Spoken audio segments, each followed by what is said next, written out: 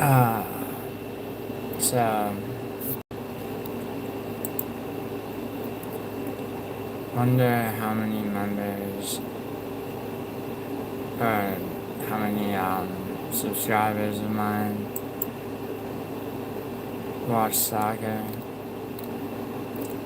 Or some of you do.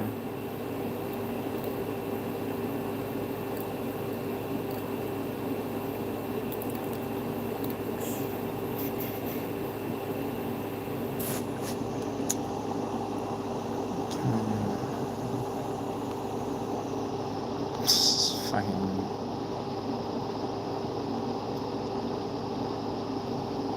Jesus.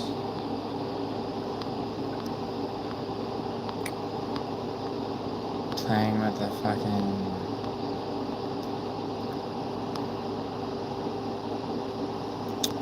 just woke up too.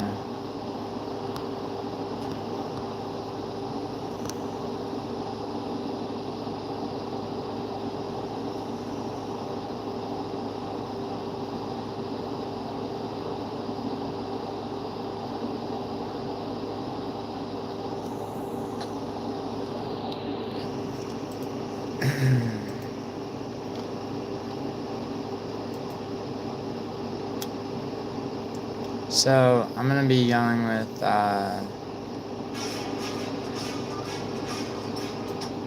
this is the thing about Paramount Plus.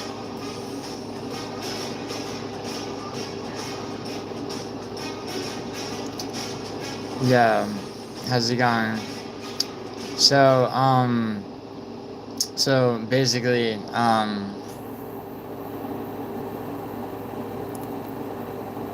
I need to know how many of my subs actually give a fuck about soccer.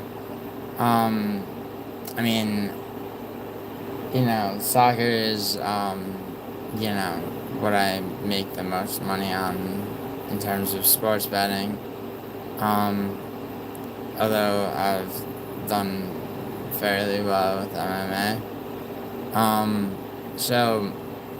So today, there are, a few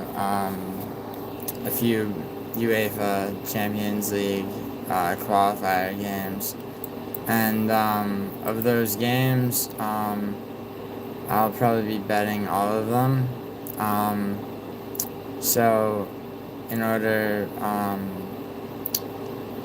in order to sort of see, do I see Hamza gassing after a round?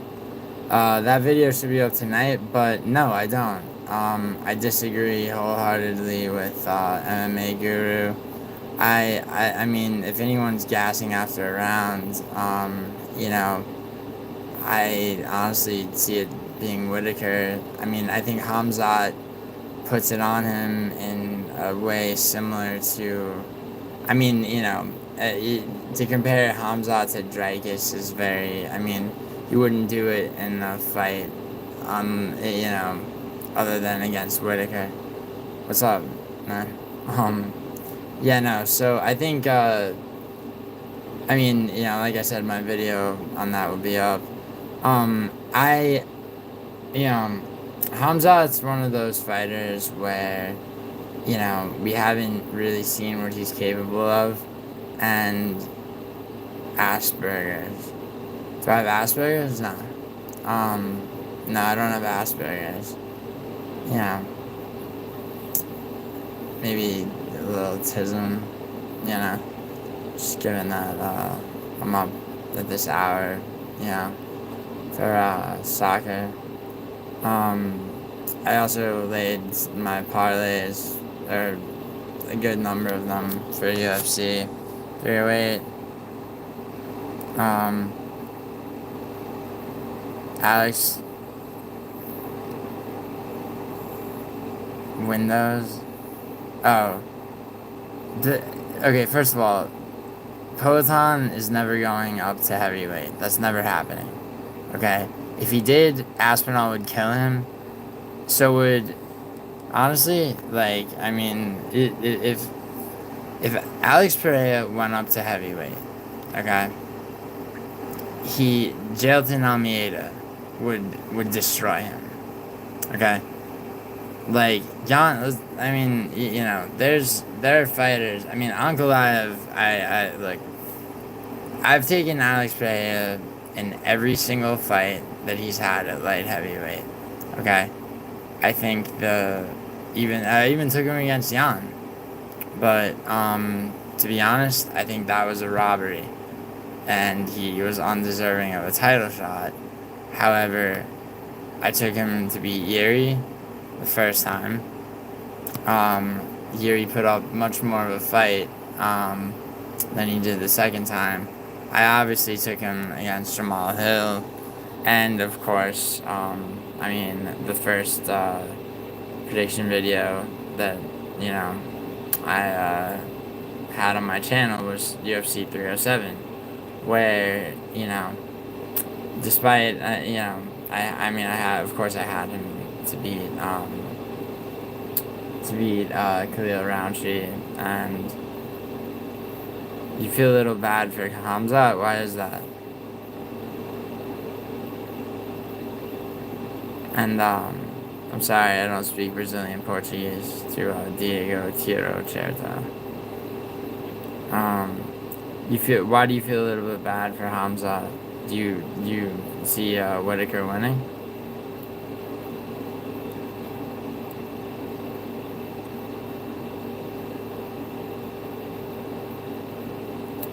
Because he's that dude's pet. He's Whitaker's pet, you're saying? What's up, Ethan Coy? Eddie Wick. Whose pet is Hamza's? Like, Dana White's? Or are you saying that? Oh, no, man. Hamzat's not the Russian dictator's pet. What's up, Ron Locke? Ron Locke. Question, yes. What's your question? By the way, I don't think that Hamzat's anybody's pet, except maybe that little girl. But let him have those emotional moments. Yes, what is your question? Atalanta and Inter. Yes, I believe Atalanta kills Celtic. English or Spanish? I mean, we could speak Italian, bro, but that'll alienate everybody else. So I would say English. Yeah, Atalanta. So today, I'm gonna take, just for UEFA Champions League games, I'm taking Leverkusen to beat Brest, Atalanta to beat Celtic. By the way, I'm taking these, if you move, you like men. If you move, you like men. What do you mean? Atalanta definitely beats Celtic. Inter, of course, beats Young Boys. Since when has an Italian team lost to a Swiss team? I'm gonna take also, probably taking, I'm taking this, so when I bet soccer, I use Bet US because there's a draw no bet option. English or Spanish, if you move, you're gay.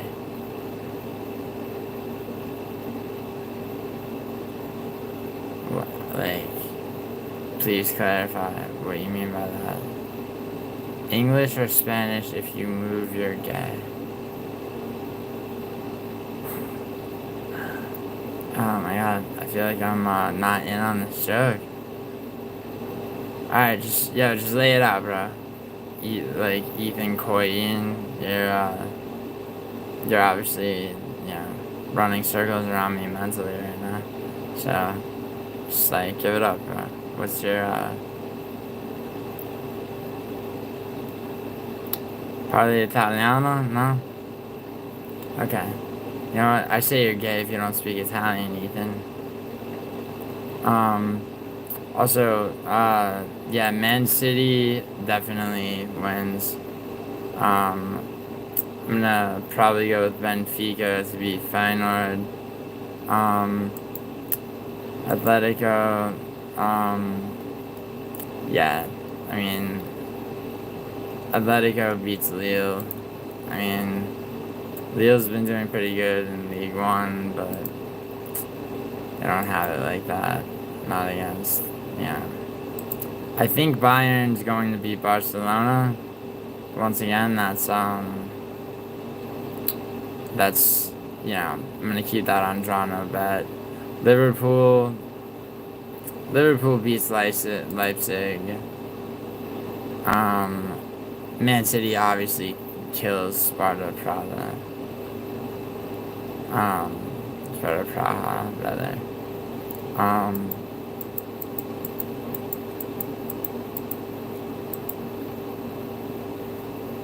So, but of these first two games, of course, I will be watching the Serie A team.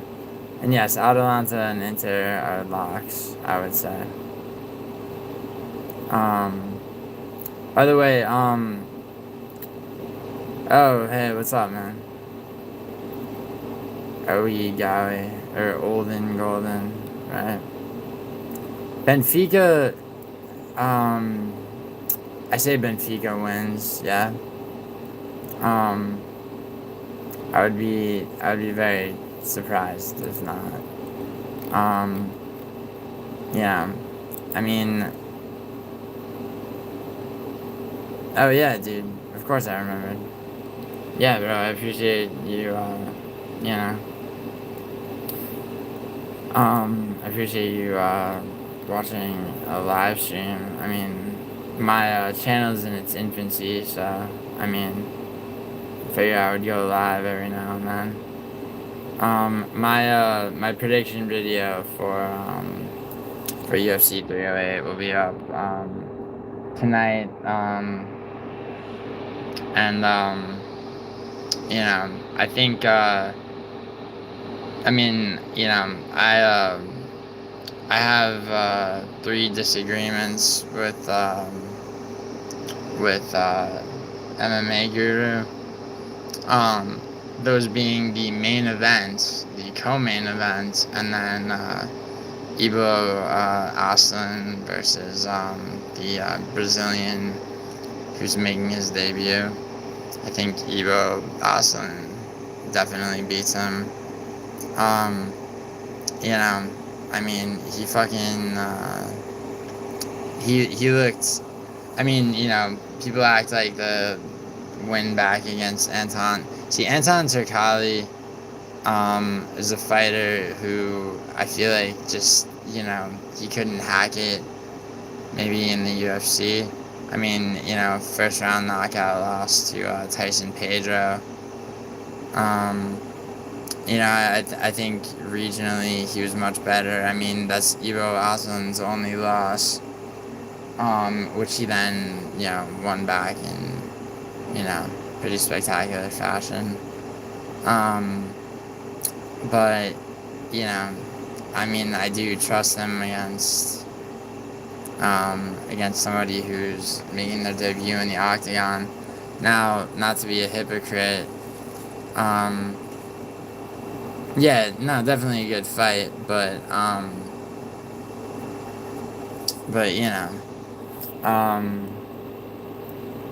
mean, maybe a good fight, maybe not. I mean, you've had these guys, I mean, you have these guys coming in, and they're basically making their debuts, right? Now, Bruno Silva is fighting one of them, and that guy's regional scene career has been spotty. But Bruno Silva, I just don't see. I mean, I think he just isn't the fighter that, I mean, to say he isn't the fighter that he used to be, I mean, he got one fluke knockout over Brad Tavares. You redo that fight, you know, 100 times, and, you know, Brad Tavares probably wins 95. But,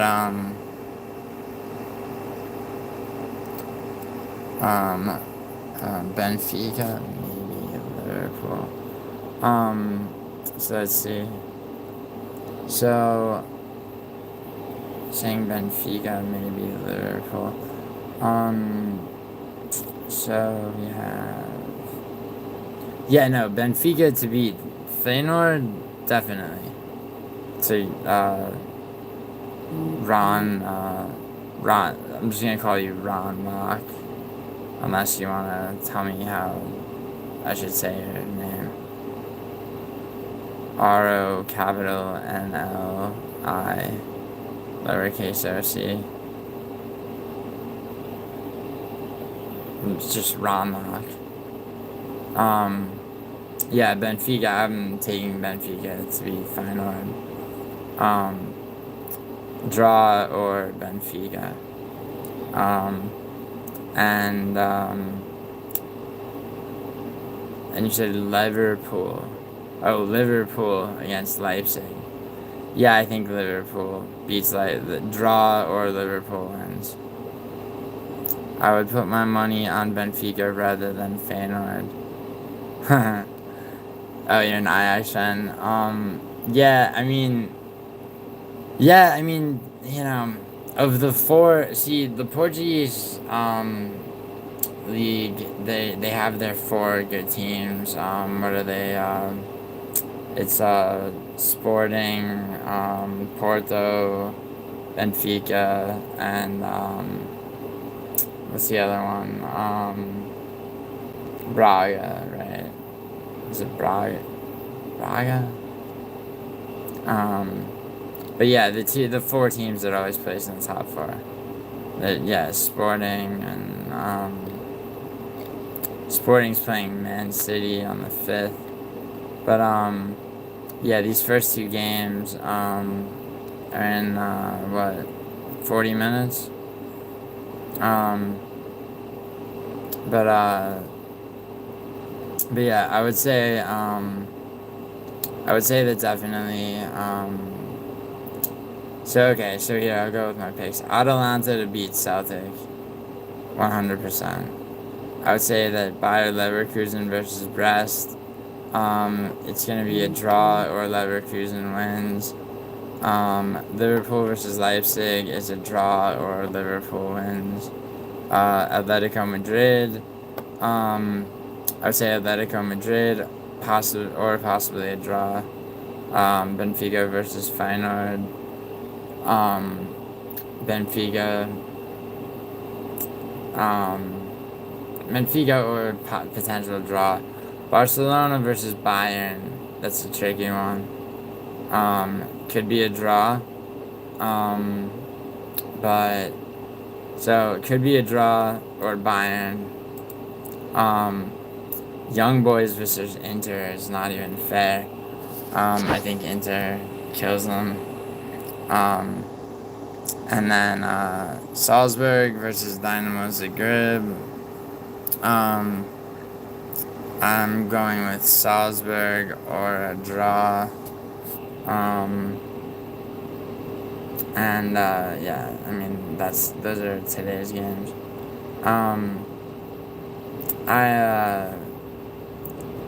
I mean, you know, like I said, I would just Ron. Alright, Ron. I remember that. So, like, I mean, do any of you disagree with any of those picks? So, the most contentious UEFA Champions League game today, I feel like, is going to be, you know, Bayern versus Barcelona. And I think Bayern. I think it's gonna be a draw or it's gonna be Bayern. If anyone disagrees with that, let me know. in the comments. But also, since I mean my channel is, you know, I may go live about soccer every now and then, but you know, my channel is primarily MMA based. So you know, MMA Guru did encourage me to make my channel, and so I will always be grateful to him. Although I am way ahead of him on picks year to date, and even since I've made my channel, I think, I mean, of the, let's see, of the 3 cards I've covered, I was 9 out of 12 on UFC 307. That was the first card. He and I had 7 disagreements on that card. And I had 4 to his. Real Dortmund 2-1 yesterday. Yeah, true. That is true.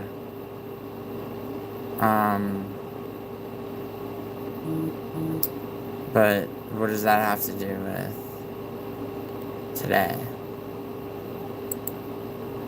I mean,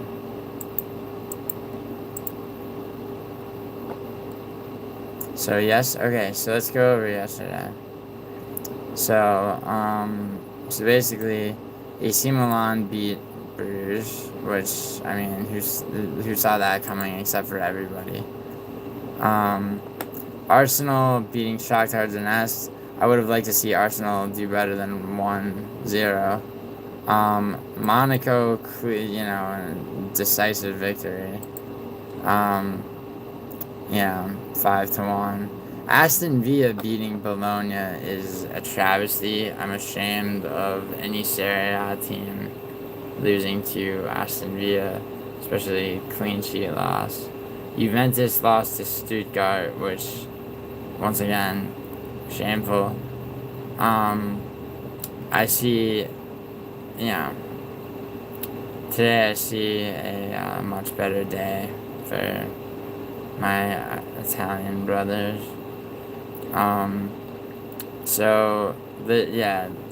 Lisbon, Sporting Lisbon beating Sturm Graz. No surprise. See, now here's a surprise. Paris Saint-Germain in a draw against against PSV. Although, people do have a tendency to underestimate Dutch teams. I would say. And then, those are. Wait, so what were you saying? You put, Real Dortmund. Oh, yeah, Real Madrid versus Dortmund. Yeah, 5-2. Did you bet Dortmund?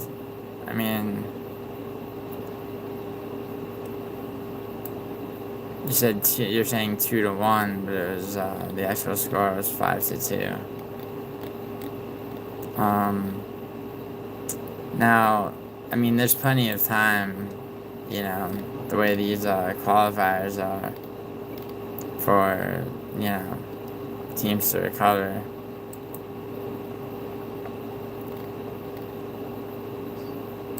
Let's look at the standings really quick. Yeah, Aston Villa being in first is just absurd. But, there's plenty of time to recover. What do we have? Man City could win fairly decisively today. I feel that, what do I feel? I feel that Atalanta will also have a decisive win.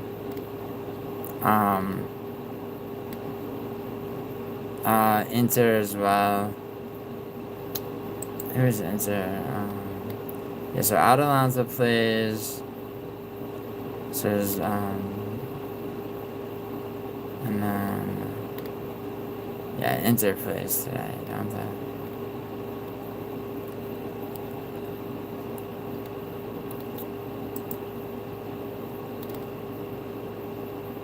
Yeah, Inter plays Young Boys.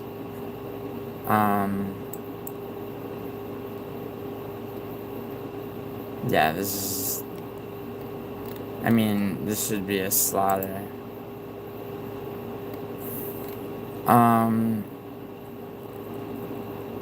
What do you think?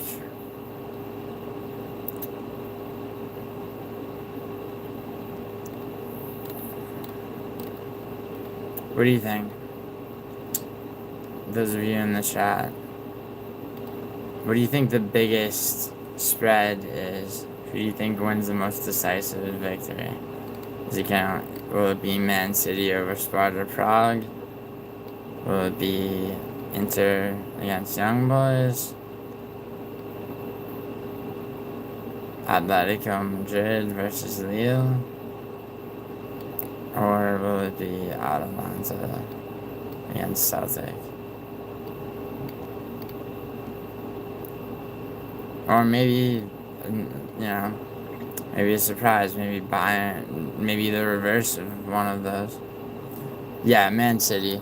I would say Man City, I mean, just because of what a layup, game that is. I would also say, Atalanta versus Celtic. Let's see. What did Atalanta do? Didn't they have a decisive? Or no, that was Fiorentina in Serie A. What did they win? 6-0?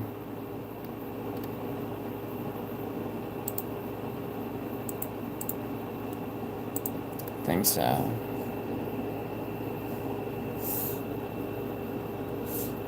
Second. Yeah, Man City. I mean, I basically agree with that. Although between Inter versus Young Boys, Inter could have a bigger spread.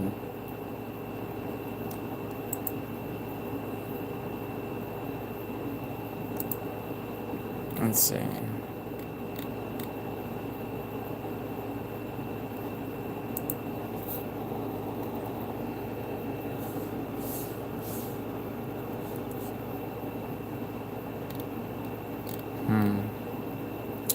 So, yeah, last match day was, let's see what Sports Mall is predicting. I mean, they're predicting a 2-0 win for Inter against Young Boys. I could see it going a little bit better than that. And then, first game is in 20 minutes, I know. I will be watching it right now. Well, I mean, I'll be watching it here. Maybe I'll do a watch companion.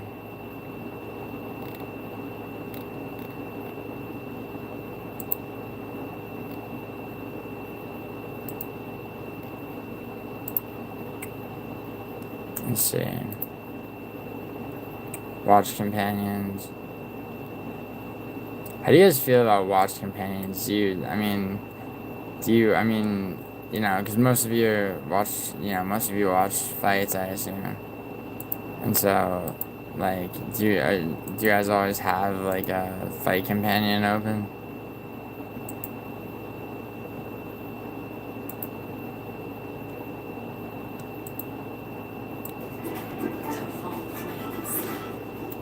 Paramount Plus with their fucking ads.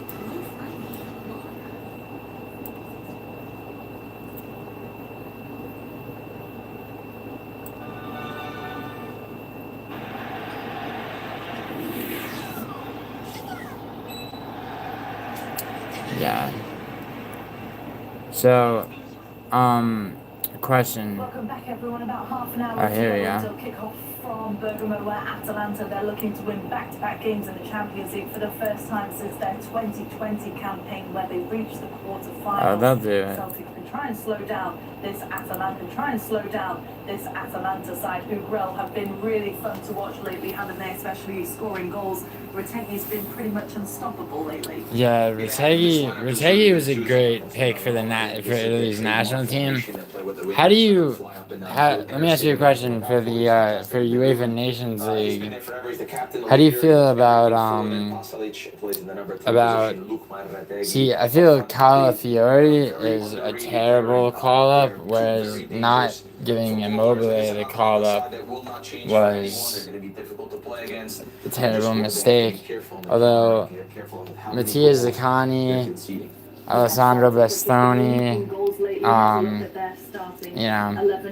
like, I feel like Luciano,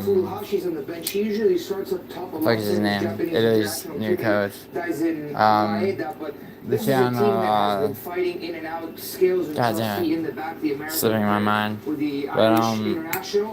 But they've been leaky in international football, but domestically they've been pretty good defensively. They had a really big game against Aberdeen at the weekend for the very top of the Scottish Premiership. So let's see if they can carry some of that domestic form finally. Celtic is a big fish in a small pond. I mean, it's them and Rangers that always dominate the Scottish league. But for Celtic, obviously, their 2 Champions League games, Nige, they couldn't have been more drastically opposite. A 5-1 win against Bratislava on the first they have day, then a 7-1 loss to Dortmund against on the Atalanta. What kind of version are we going to see today at the So, side? it's a good question. Resilient and better organised Celtic side. I think the Dortmund result was a bit of a reality check for them to see where they are and where this Champions League is. But today, I think that result is still going to be playing in the back of their mind, and they know Atalanta are going to be a very difficult team to come up against. And Mike touched on it. You look at Retegui and Lookman. See, I feel like the Rangers might give Atalanta more of a challenge. I think that, but I mean, I don't think either Scottish team has any problem for Atalanta. I mean, they've scored the most goals, Grella, in Serie A, haven't they? So if anything, it's almost that they need to shore things up on the defensive end for Atalanta. They were really good in the last 3, where they scored 10 and only conceded 1, but they have conceded goals in the past. Their Achilles heel is getting hit on the counterattack. They will play the same way against everyone. They played that way against Leverkusen in the Europa League final. It benefited them. He's not wrong. Atalanta tends to attack heavy. Their defense hasn't really been challenged. When it has, it exposes a little bit, but I just don't think Celtics, the caliber of team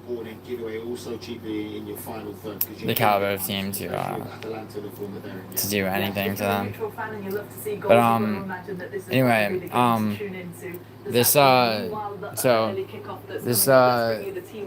games start in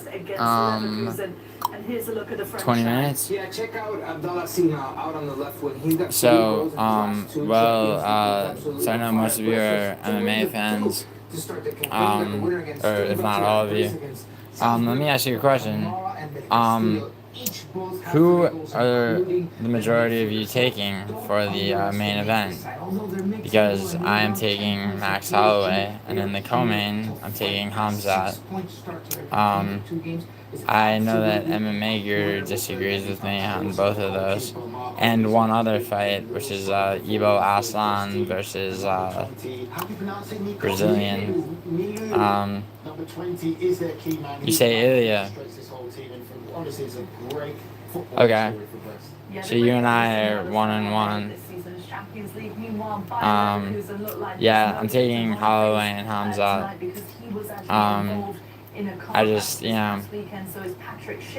I think that Ilya's win over Volkanovski says more about Volkanovski still not having a full training camp going into that fight. I think that Ilya's inability to finish Josh Emmett, which was the fight he had before his title shot, and also an Argentinian named Palacios, You know. which is quite unique, isn't it, Nico? Interesting. An interesting Argentinian name. And I also think that Arnold Allen was undefeated going into his fight with Max Holloway. Had that fight night, main event been Topuria versus Holloway, I think Holloway would have handed Topuria his first loss rather than Allen. And what do any of you think about Ivo Aslan versus forget his name, the Brazilian coming off the Contender Series win?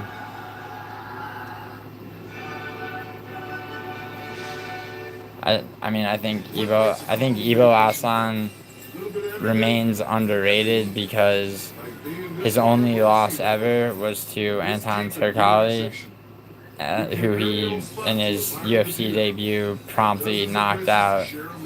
The thing is that Anton Turkalj had been knocked out by Tyson Pedro. Yeah, me too.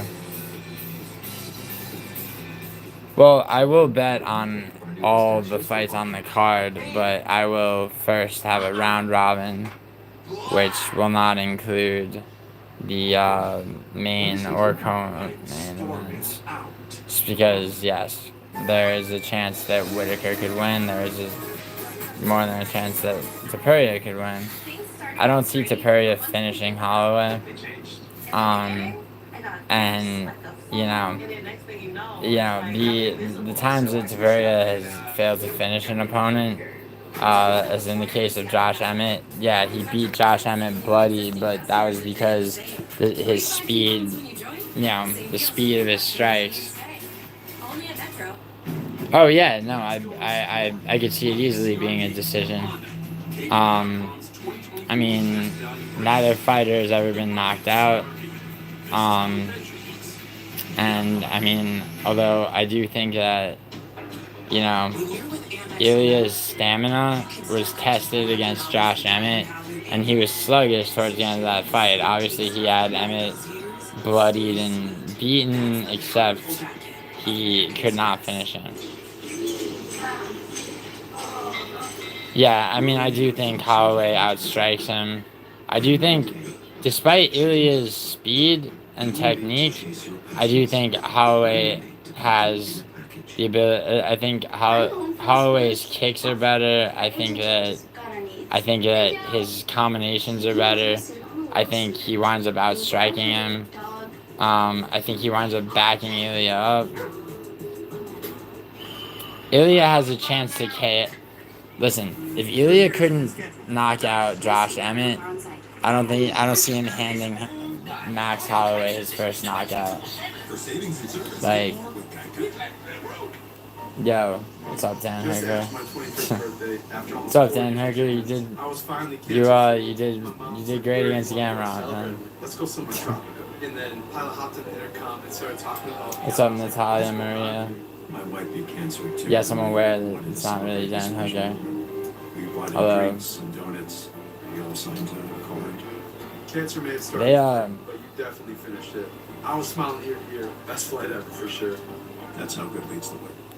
I mean, we'll see the 26th. I mean, Topuria has done a great job of making himself this heel. I mean, I think that, I think Ilya Topuria is good for the sport. I mean, so let me ask you guys this. So let's say I'm right and Holloway wins, right? I see him calling out Volkanovski for that fourth time win, similar in very like Izzy versus Pereira fashion. But let's say Topuria wins. Topuria versus Holloway, who will be the winner? I'm taking Holloway. I know that several people disagree, but I'm going to take Max Holloway. But anyway, so let's say Topuria were to win, though. Who's next in line for the for the, who's his next title defense.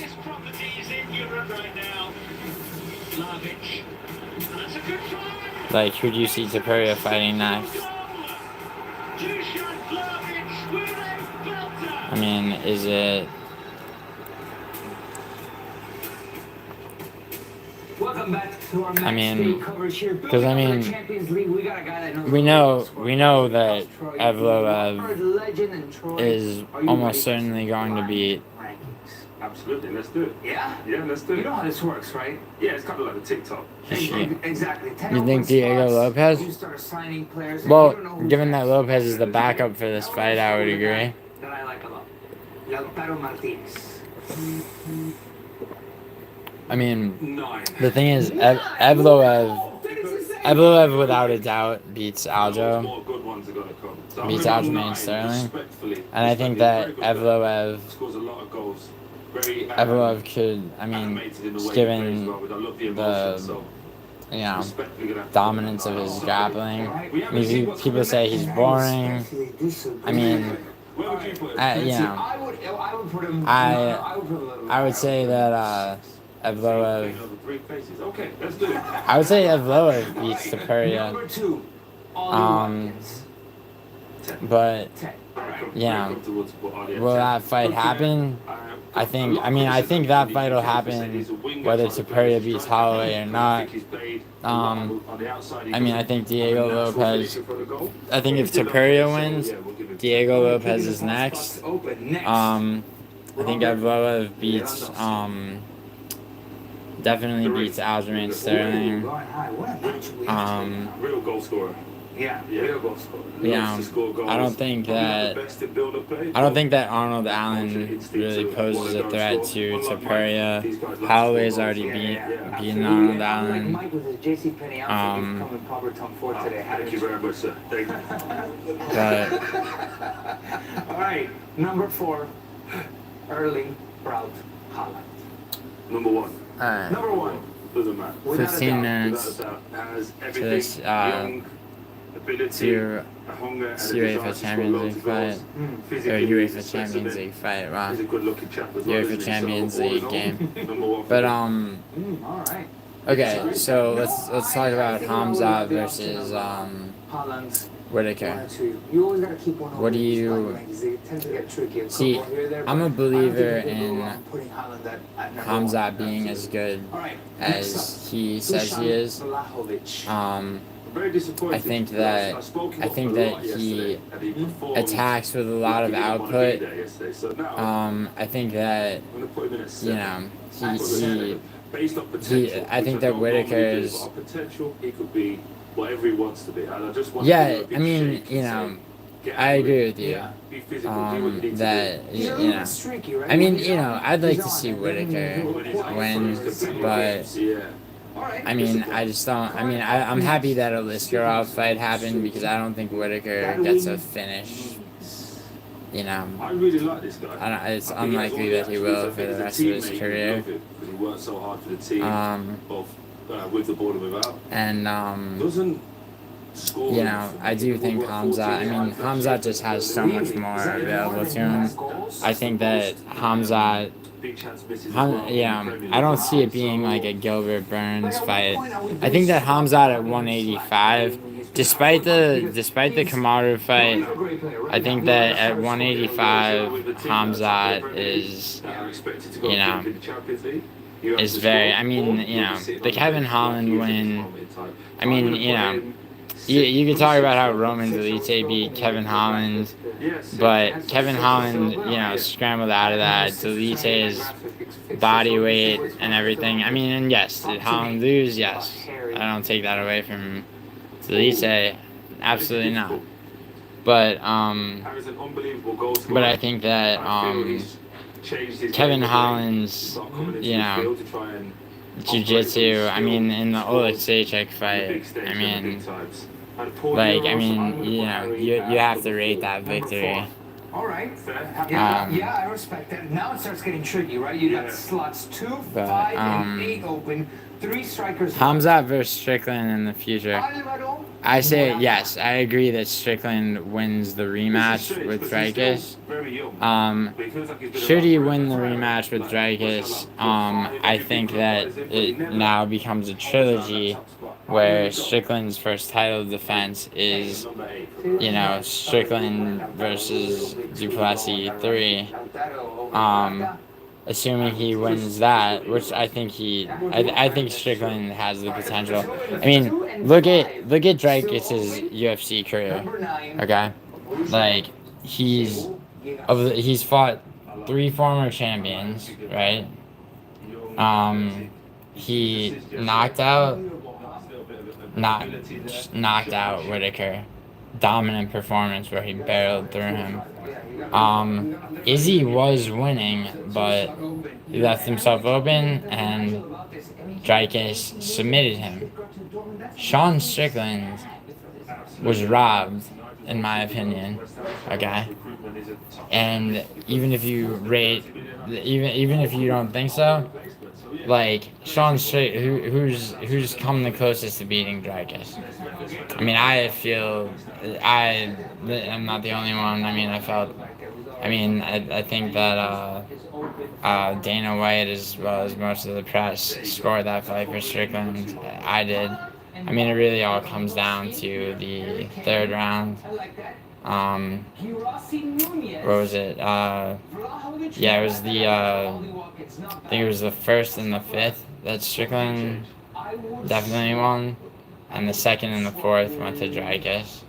So it came down to what you thought about the 3rd round. I mean, but regardless, I mean, yeah, I mean Strickland's definitely next for middleweight. Regardless, I mean, I know that they're trying to fast track Hamzat to a title shot, but I mean, the Strickland Duplessis, I mean, there's too much money there. I mean, yeah. I mean, the Umar Song Yadong fight, I mean, I look at that the same way as I do the Strickland Costa fight. I mean, you know, it's just like, you know, keeping somebody busy. So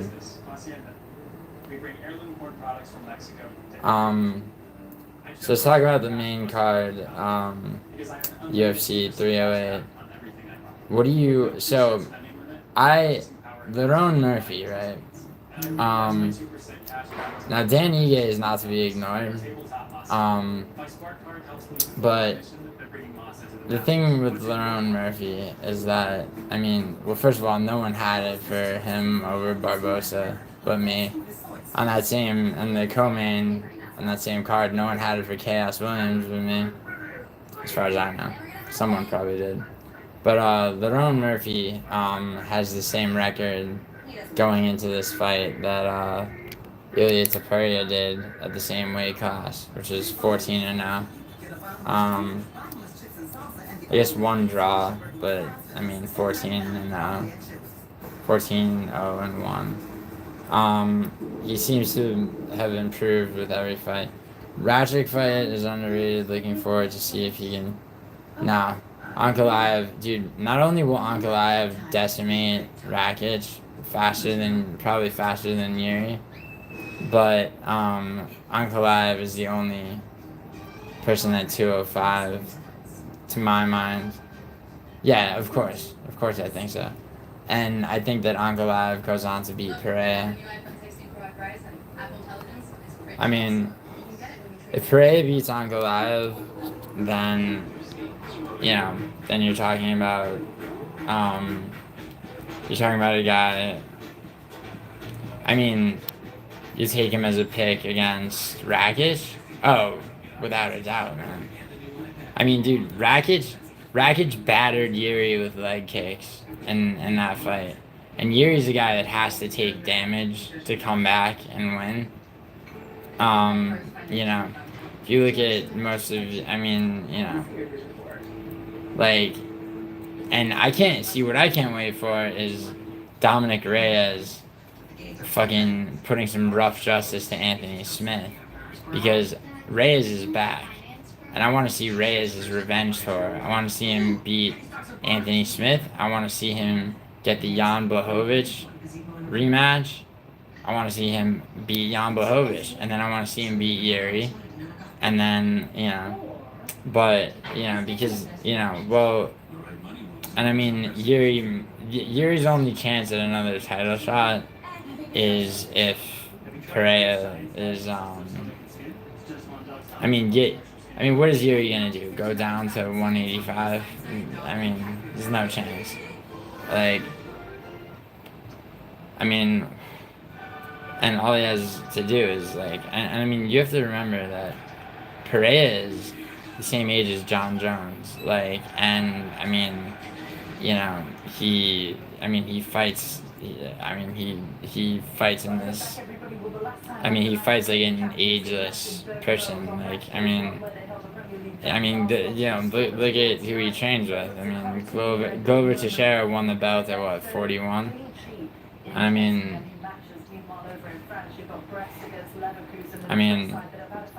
and then Yuri beat Glover, and so did Jamal Hill. And look what Pereira did to both of them. But, I mean, you know, like so many, I mean, Yuri, or rather, Pereira has one loss in the UFC. And so does Ankalaev. The difference being, Ankalaev, like so many great fighters in the UFC. Yeah, it did. The Jamal Hill KO felt so good. Yeah, Jamal. Okay, so Jamal Hill is one of the few. So a lot of fighters talk shit, right? About it, you know, especially about, you know, how they're gonna stand and bang with. It's like, you know, Jamal Hill is 6'4", right? Same height as Pereira. Like, you know, Jamal Hill can grapple, which he damn well should have. I mean, you know, he was visibly scared, like, you know, like early on in that fight. I mean, you know, and Jamal Hill talks a lot of shit. He kind of needs to shut the fuck up. I mean,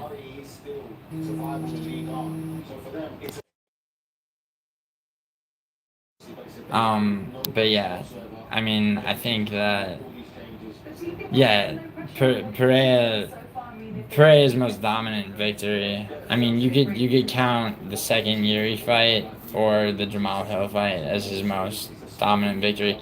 Khalil Roundtree arguably won the first 2 rounds against Pereira. He even put Pereira on the ground. But you have to understand that Pereira, you know, like, you know, Pereira had, he won the belt in November of last year, so not even a year ago, okay, and then went on to defend it 300 against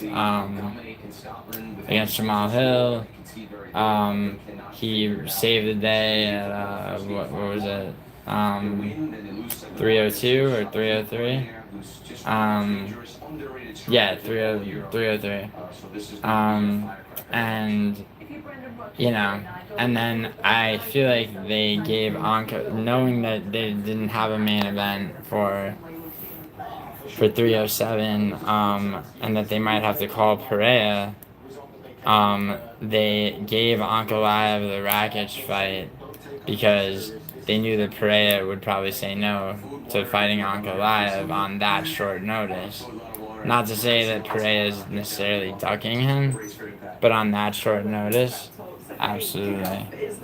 I would say that, you know, that being the reason. I think Khalil Roundtree, you know, was not to be ignored. Yeah, I definitely, in retrospect, you know, just like everybody else, I fucking, you know, well, you say to the last 30 seconds, but it was the fourth of a 5-round fight. I mean, but I think Pereira needs some time off at this point. I mean, I think Ankalaev's, because Ankalaev's last win over Johnny Walker does not age well, given what, his last win being over Johnny Walker. I mean, Johnny Walker fought like a fucking idiot against Ozdemir, and so, a fresh win from Ankalaev over Rakic. I think makes things a lot more interesting. I mean, now what I like to see. Now, I mean, you have Krylov. You have all these guys who haven't fought in a minute. You got Krylov. You have Ozdemir. I think Ozdemir is fighting Azamat Mirzakhanov, who was very impressive against Alonzo Menafield. So you have a lot of 205ers that are definitely impressive. If Johnny Walker really is gonna go up to 205, I mean, wait, isn't he fighting? Actually, here, do any of you know? Is Johnny Walker fighting another 205 fight? I heard something about Bogdan Guskov fighting Johnny Walker. With 2 times more menthol per drop, and powerful Vicks vapors to vaporize sore throat pain. Yeah. Is that true? Does anyone know? Is Johnny Walker fighting Bogdan Guskov at 205? Okay. You haven't heard? But the JDM, so... Both the matches available for you on Paramount Plus. Switch over if you're not there already for our Glasso Network viewers. We'll be back at 2:30 to bring you all the build-up to Young Boys and Inter. Okay, so... Alright. What we're going to get from Atalanta. Certainly now feeling like the Champions League is a home rather than a Atalanta versus... On match day 1, it proves Atalanta versus that they Celtic. have matured in recent years in this competition. The win over Shakhtar last time out, evidence once more that this And Khalil, very quickly. dude, Khalil will get a fight against, he'll probably fight,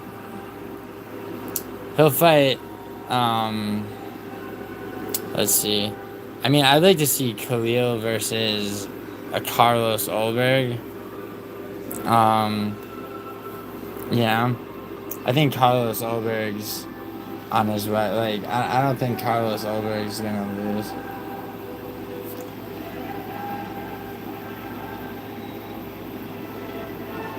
So you put the volume down? Why not? How's that?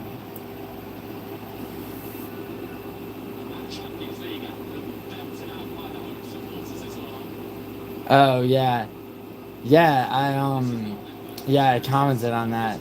I feel like, as much as I love Nate Diaz, I think that him going after Brandon Schaub for... Shane Carwin, was a very important originator of... Well, I don't know about originator, but he was very important early on. As an early light heavy, was he light heavyweight or heavyweight champion?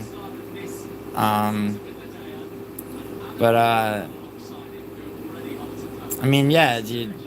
I'm a Nate Diaz fan as well. I think that, and I think that Schaub would actually, Schaub did have a respectable career, in the UFC, and I think that in any kind of fight, be it grappling or,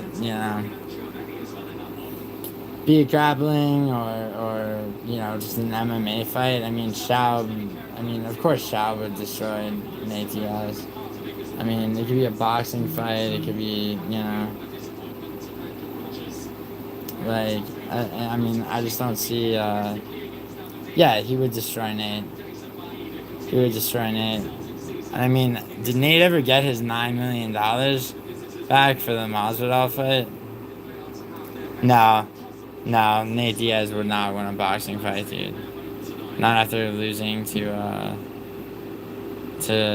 fucking, Jake Paul.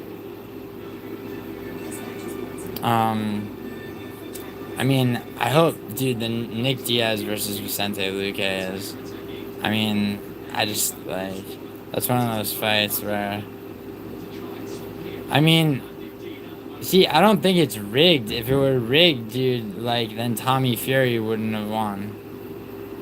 Tommy Fury, to date, is the only, real boxer, and not even in, Tommy Fury's not even in, his weight class, in Jake Paul's weight class, and that's Jake Paul's only loss. Alright, so let's see. Alright, so Atalanta versus Celtic just started. So, alright.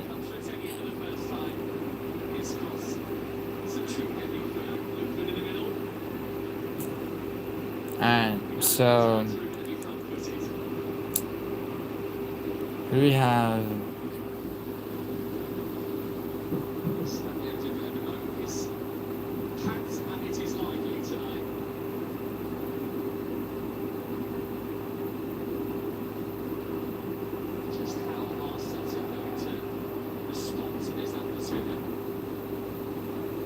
Sorry, one second.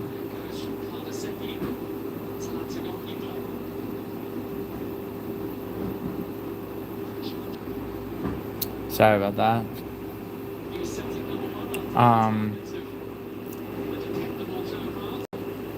Boxing. I mean, if it's rigged, who do you see winning? Tyson or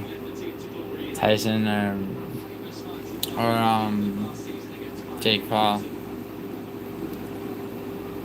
Really?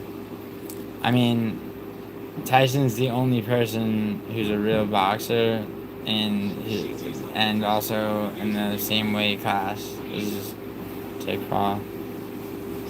Yeah, he can box, but I mean, he's not a bad boxer, but the thing is, he's never fought anyone in his weight class. Tommy Fury's the only real boxer he's fought, and Tommy Fury put it on him. Like, ooh, good pass. So I'm watching Atalanta versus Celtic.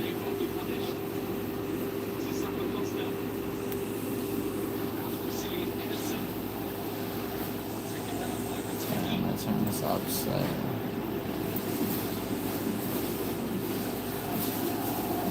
You think Jake 100%, huh?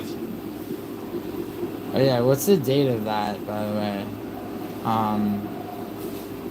What's the date of Tyson versus Jake Paul? Isn't it next month? He's had a tremendous start since his move from Genoa. A surprisingly good start. Maeda. It's a goal kick. Maeda was sort of hopefully running towards the corner flag. Just in case the decision had gone his way. Hadn't. Yeah. He is the one that is going to give Shinchiti and others a problem tonight, potentially. You're sick, Fury. I mean, Got 6 goals in. is that Usyk Fury rematch? I mean, yeah. I mean, dude, Usyk wins. I mean, do you disagree? Atalanta's new players, Raul Bellanova, €25 million signing from Torino. Yeah. I mean, Usyk's a better fighter. Costa. Quite coming And short to link up the Atalanta midfield. When is Usyk Fury too?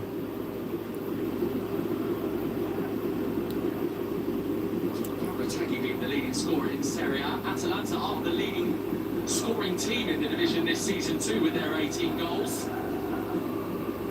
Also conceded more than one of the division's top 12. So Yeah, I agree that Usyk wins the rematch.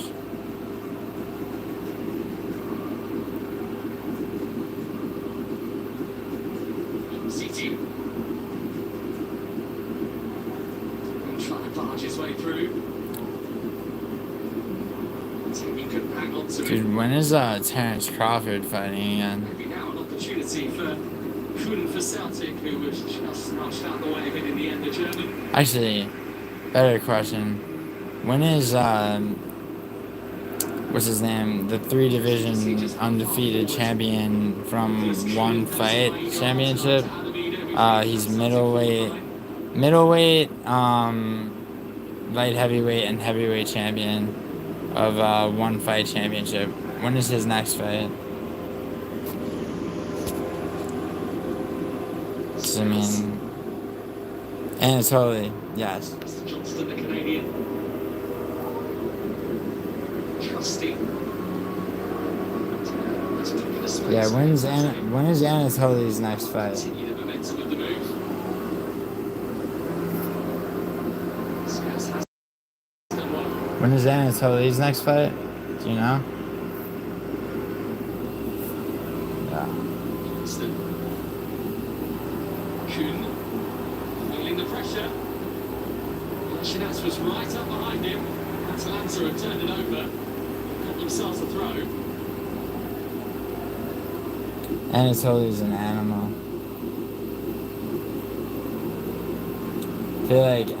I feel like good enough money would bring him over to the UFC. And that would be a phenom. I mean, Rainier Derrida is no joke, but Anatoly bullied him out of 2 divisions. To Kuhn, it will be very grateful that his more natural midfield role this evening. Shinatz and Heen have not been available, but both are. There's a fair chance that Darun would be playing centre half again tonight for the home team. This is Lookman. Oh, good pass. Pass to Villanova. He's got time to decide where I this think is Atalanta Celtic. the end product. I think that's how Costa wanted to distribute. Atalanta's attacking early. Costa and Villanova. Schmeichel hardly had to move his feet.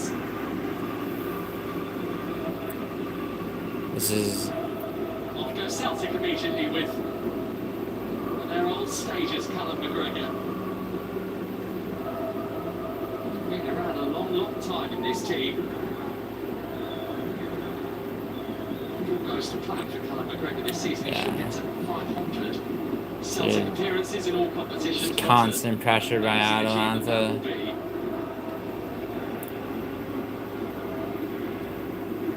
Constant pressure.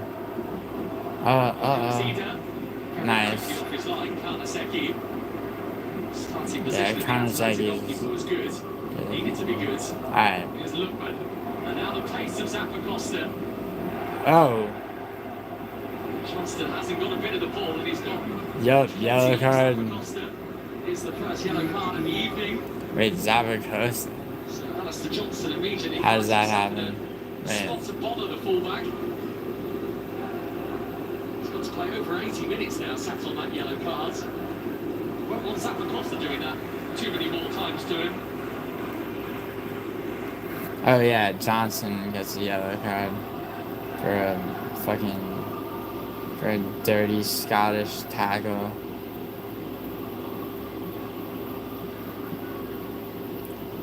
Free kick for... Tremendous energy, Zappa Costa even at the age of 32.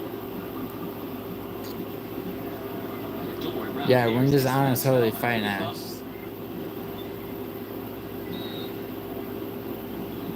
With the Atalanta free kick. The post was well looked after. It might need some more defensive work here. Scales just hooked it over his shoulder. Just going to put his boot through it. Quinn is going to chase it. Darude hasn't got the legs to go with him. Quinn's done tremendously well here. Is there an end product? It's still Kuhn. In the end, he's shut out. But shut out well by Anderson. Yeah, Celtic encounter, but you can see Darude was Celtic encounter, and you know, needed the help of Anderson. now has Atalanta's defense. So Celtic's corner, they had a corner kick. They just kind of blew.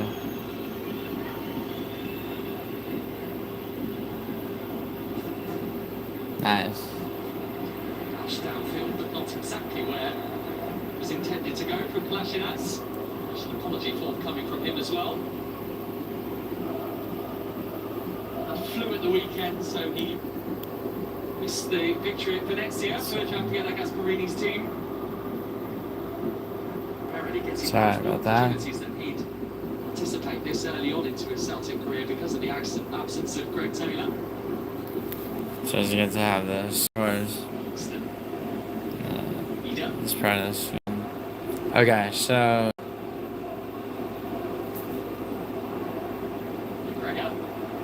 Okay.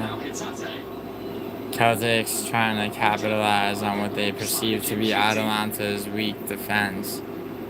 Except.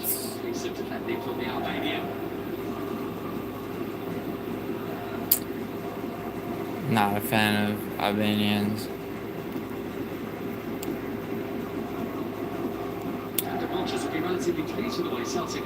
Yo, Ron, where are you from? Italian opponents in their Champions League group last season as well. Beaten both home and away by Lazio.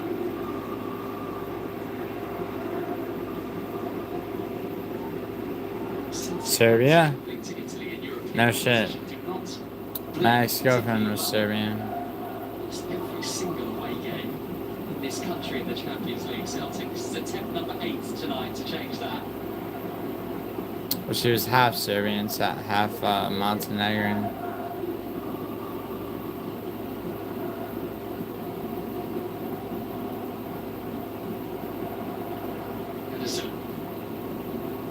Okay, Atalanta. Trying to narrow the angle. The goal kick as well. It's a good piece of defending from Liam Scales.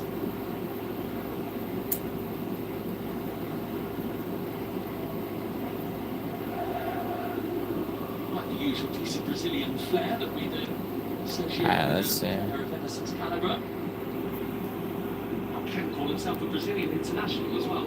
So this is, by the way, my laptop is HDMI'd into my TV, which is what I'm looking at. Shot to retrieve it.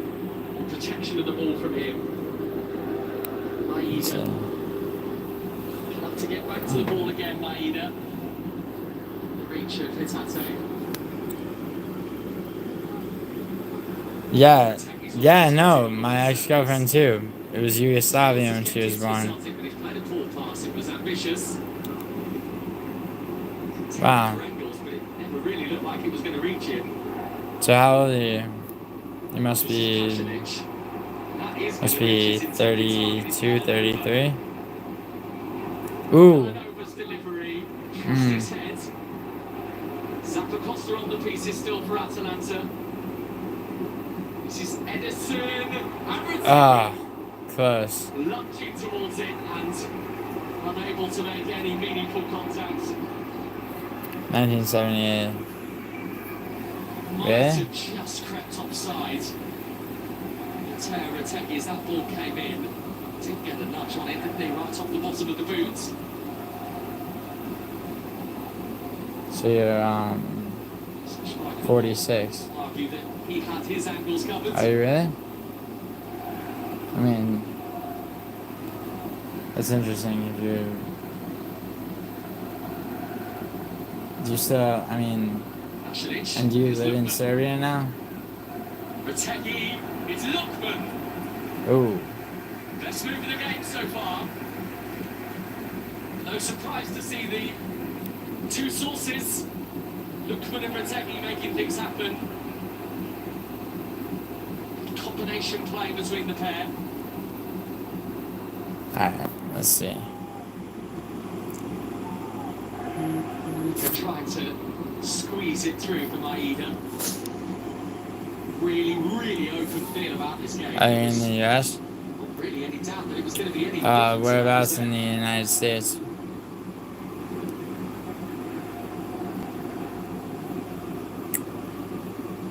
What part of the US? Atalanta have already had a 0-0 in the Champions League here this season. Match they won. I would. Of course, draw with Arsenal, and of course they missed a Oh, no shit. game as well. Yeah, I stayed in Texas for a little bit.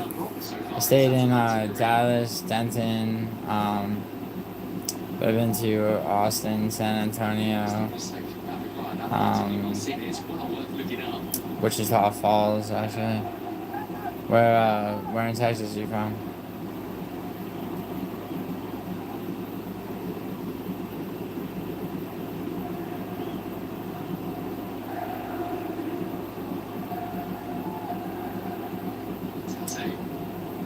Alright, let's see.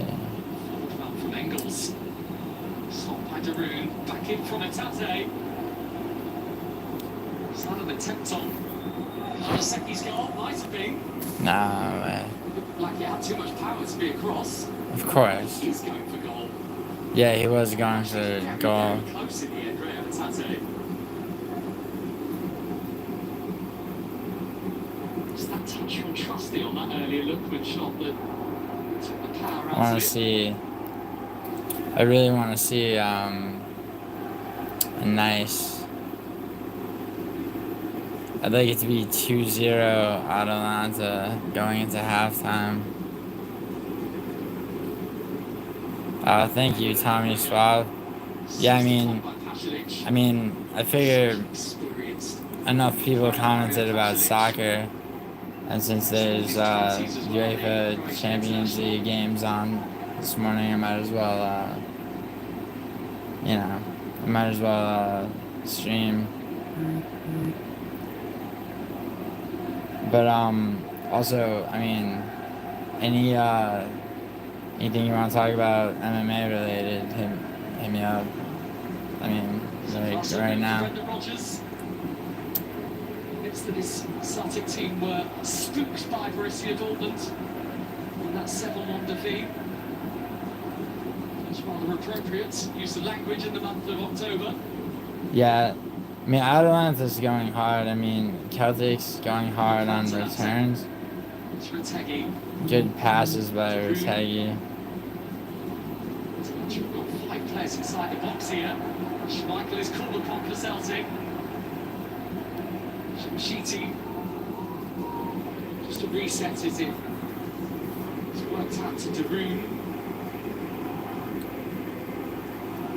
And maintaining the pressure here at Atalanta's another one that is in towards Pasalic, who can't take another opportunity.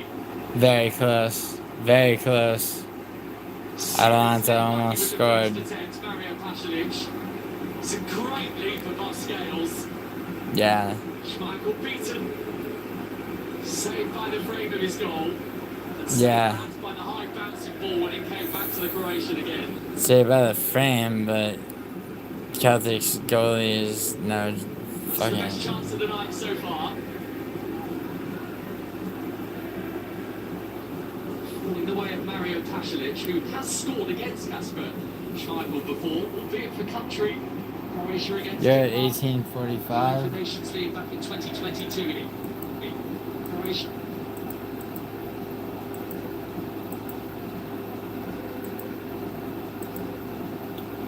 I'm at 18, 19, 18, 20. I do have a better stream than me, bro. I'm on Paramount Plus, should be live. Got a chance. They are willing to flood that Celtic box.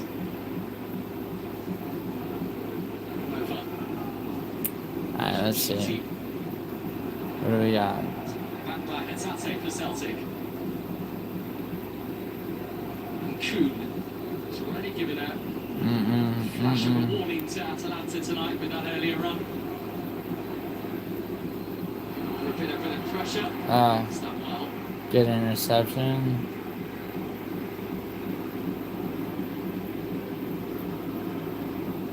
Good pass.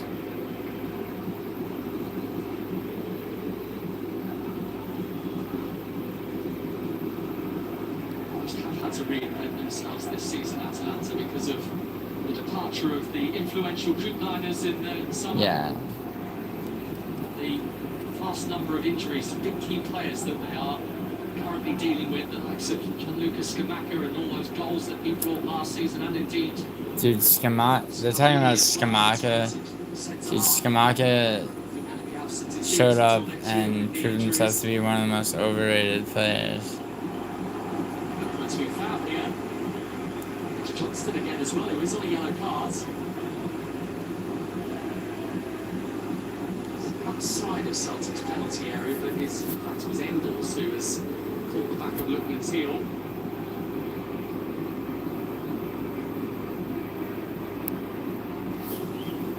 She was given away a free kick here in very, very dangerous position.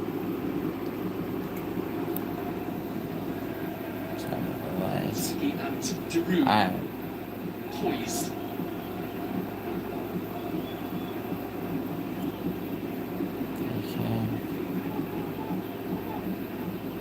Sense that for Retegui, everything he touches at the moment is ending up in a goal, so... Yeah, Retegui is definitely proving himself. Alright, let's see. It's not, it's going to be Darun, and he's chipped it in. To Villanova. Good retrieval. We're just about aware enough that that was coming. Ah.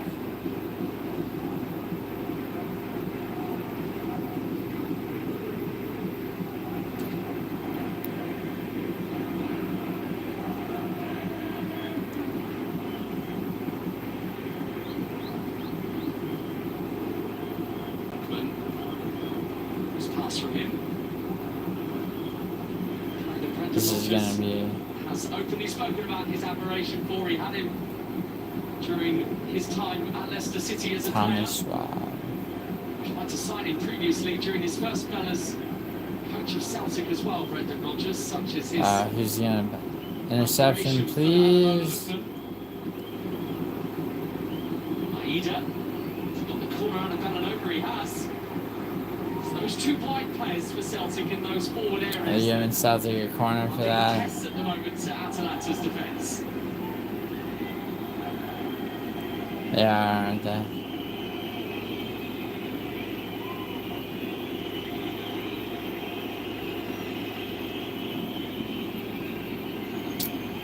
Come on. To take it. Ordered Kuhn away from the situation.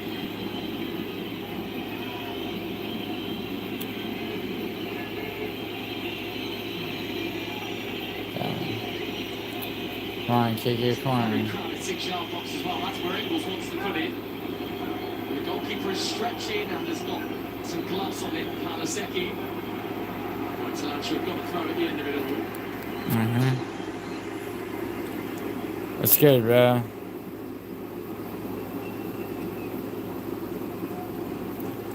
You fucked up by adding Torino. I didn't tell you to do that.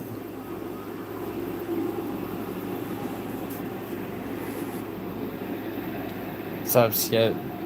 Yeah, I didn't tell you to add Torino. Yeah, second good chance for Celtic, except, I mean, how close has it been, Ron, to Atalanta scoring? Oh, nice block. Yeah. Yeah, Karnaseki. That was one of the best saves. Karnaseki's almost fucking.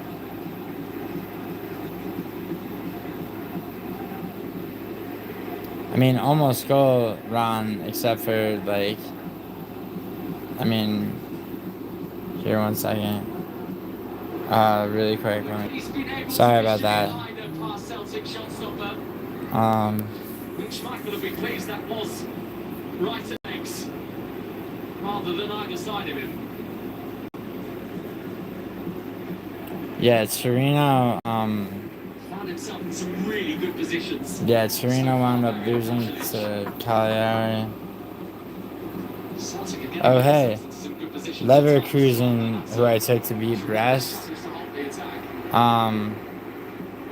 They're up 1-0, by the way. Leverkusen is up 1-0. I took them to beat Brest. Spent a fair portion of this first 25 minutes inside Celtic's half of the wing back.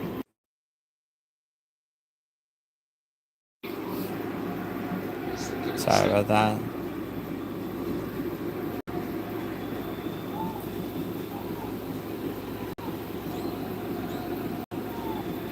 Alright. Atalanta. Retegui sees the physical battle with Scales. Let's get the better of Celtic's defence. Tate with that speed to bring it away. Good Too interception. far out of the reach of Ida. It means that Celtic are on the back foot again. Zappacosta for Lippmann. Yeah. Zappacosta and Retegui. Tate scrambling to try and do something to stop it. Villanova. This is Edison.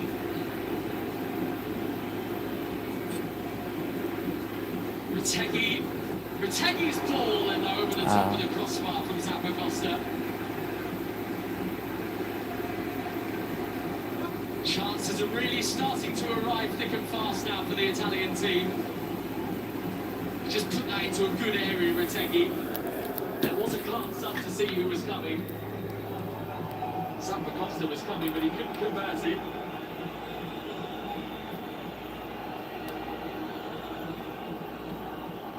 One goal so far this season. That came at a very surprising defeat for Atalanta on this very turf when they lost to Como a few weeks ago. Atalanta a slightly odd start to their Serie A season, if truth be told. They're 6th in the table right now, but they've won 4 and lost 3 so far of their 8 games.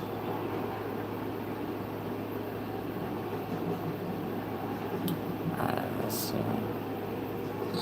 The feeling that Okay, so Leverkusen up 1-0 with 24 minutes.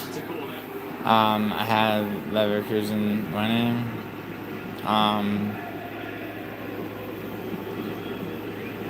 Okay, corner kick for Atalanta. comes the Ballon d'Or nominated at the moment,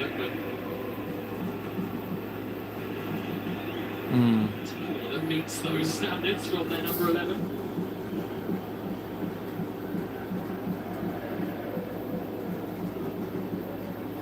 Over. Lippmann.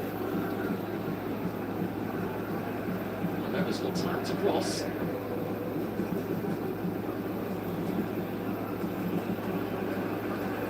Looks like those in green and white are beginning to be pinned in now. Over. Pasalic. Late run being made by Zappacosta. The out muscles Retegui.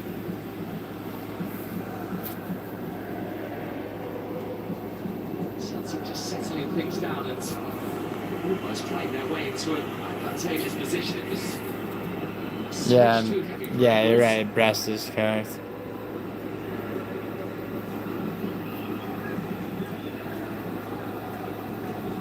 The numbers are heavily weighted against Celtic at the moment.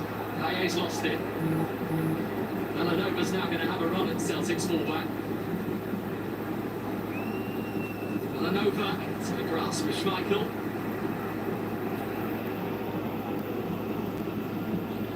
Seen more ball than anyone else so far in the first 29 minutes for Atalanta. They're number 16.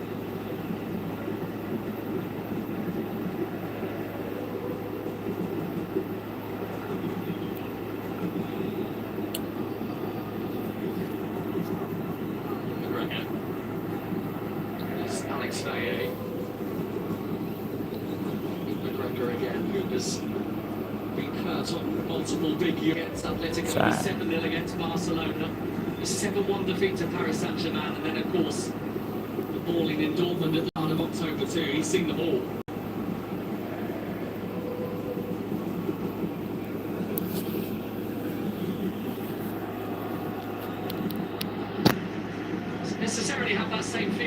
so far for Celtic.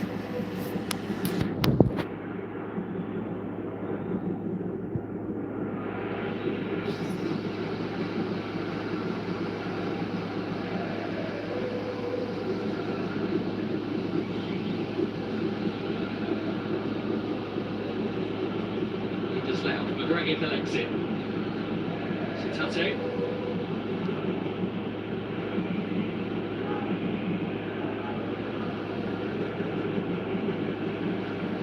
Ina.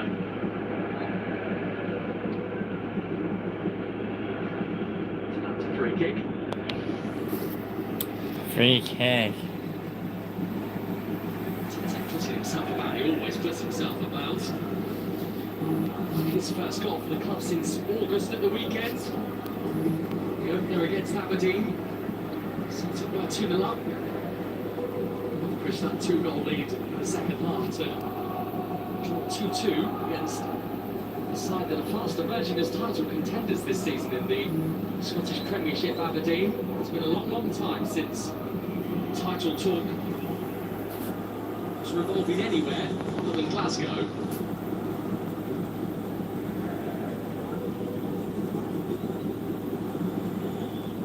11 points right now, Celtic and Aberdeen in Scotland, top of the Scottish Premiership table.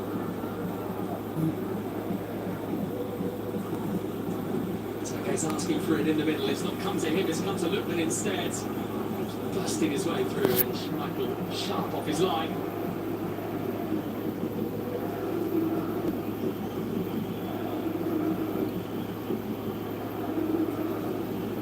Settled in quite nicely, Kasper Schmeichel, into his new Celtic career. Did you play 1-1 Atalanta? You mean did I play... You mean did I do draw no bet Atalanta? Yes. Yes, but if Atalanta wins, that means I still win. Draw no bet, you know. I mean, what draw no bet does is basically, if you, let's say you have a parlay, right? Any fights you take draw no bet are essentially, you know, let's say it's a draw, right? That takes the amount of money that game would have added to your parlay and just removes it from your overall payout. Fast moving Maino couldn't quite get to it. Sakin had the head start. That was the free kick too. Was that? Such as Atalanta's willingness to be bold in committing bodies forward. You saw Shimshiti there, the centre-back who was playing that cross from the advanced position on the right-hand side. There are gaps in their defence because of it. That is just Atalanta, isn't it?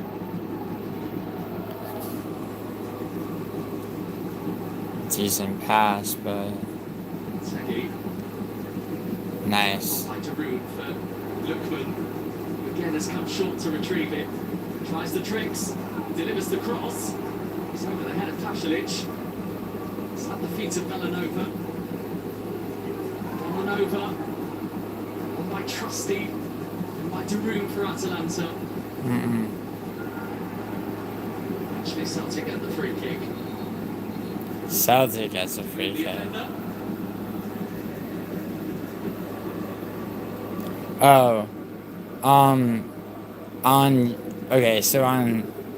so for Serie A, I do those kinds of bets, spec bets, right?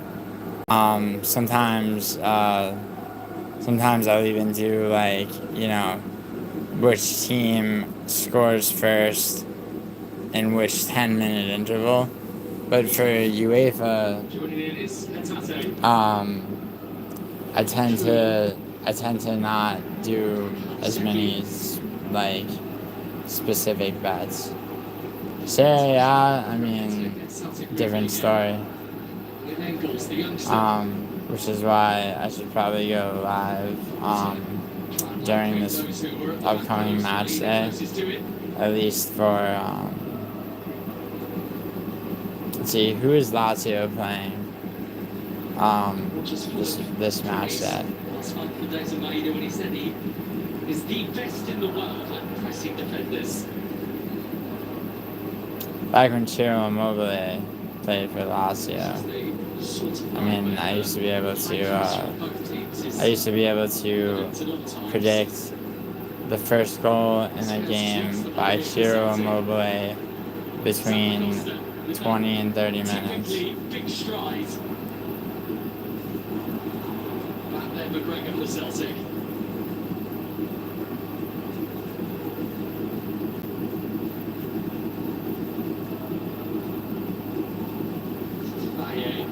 Good interception.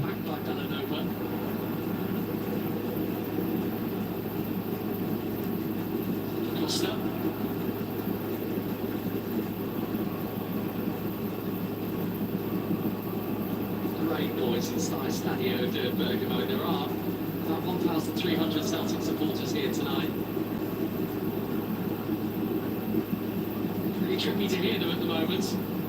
Just his clearance away for the visitors. It's Darun. Cheating. Over. Let's see.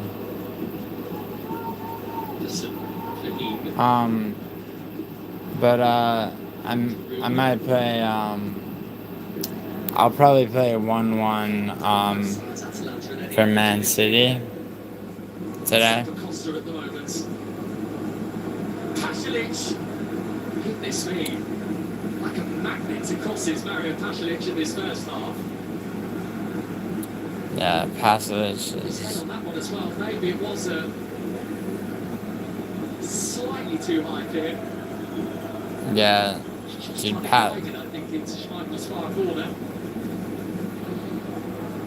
Yeah, Pasalic had enough room to let that hit the The ground. weekend against Venezia, Mario Pasalic, that in fact was his 50th goal in Serie A. Across his career, he does have an eye for it.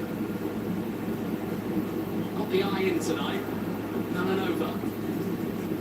Trust his clearance away. He's made a few crucial interceptions in this first half with his head, Austin Trusty.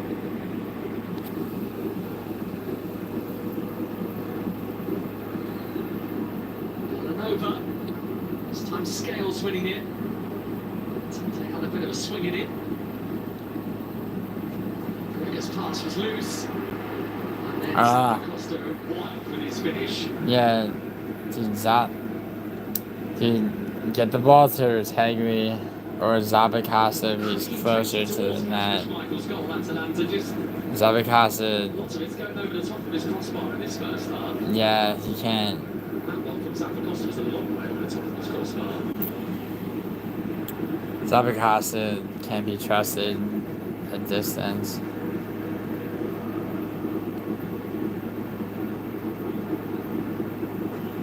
Certainly Celtic just aren't looking after the ball as well as they were in the early stages of this game.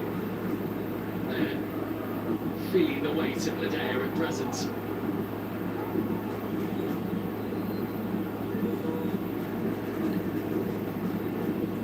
Zappacosta has scooped across this time. Villanova's downward header. Gallagher's clearance. Here's Edison. Sheety. Good. With the Swedish international Isak King.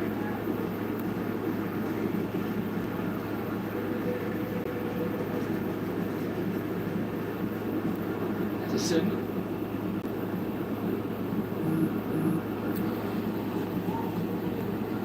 Yeah, Celtic's defending. but Needs to continue to be resolute here, and it was up for a moment. Schmeichel's okay because he's got the ball. Sheety had made a run, but yeah, no, yeah. I mean, Atalanta just needs to keep hammering. across the path of Valle. That's really what it's about. Right now, Oh he's shit. consistently coming Brest just tied Leverkusen. They just equalized.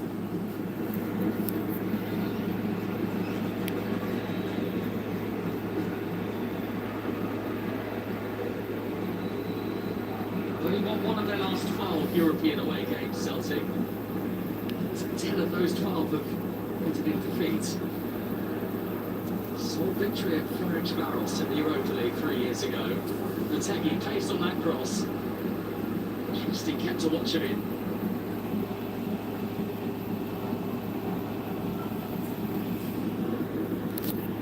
Hamid finding himself in the left-back position. And he's decided to go back to Kasper Schmeichel with his pass. That's a nice touch.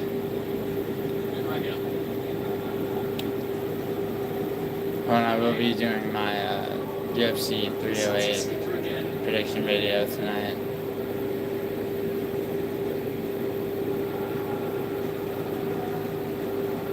I can feel the ball of the team from Glasgow here. They'll get a bit more than a feel of it. Maeda's cross, goalkeeper is okay. Barnasecki on the stretch initially because he was aware that Adamina was somewhere close by. Okay. So. Pulling from Maeda into a very tempting area indeed, and a very awkward one for. Would you take a big sponsor in Guru's place? Depends on what sponsor. I mean, does Guru take no sponsors? Like he takes absolutely none? Costa had his years in the Premier League as well with Chelsea. I mean, would I take a sponsor? I mean, I feel like, you know, like, I mean, don't all the other, like, cheese-dick fucking MMA, like, YouTubers take sponsors?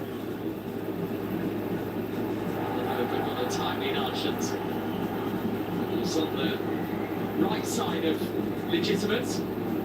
I mean, what do you mean exactly? Would I take a big sponsor in Guru's place? Oh yeah, I'm sure a lot are.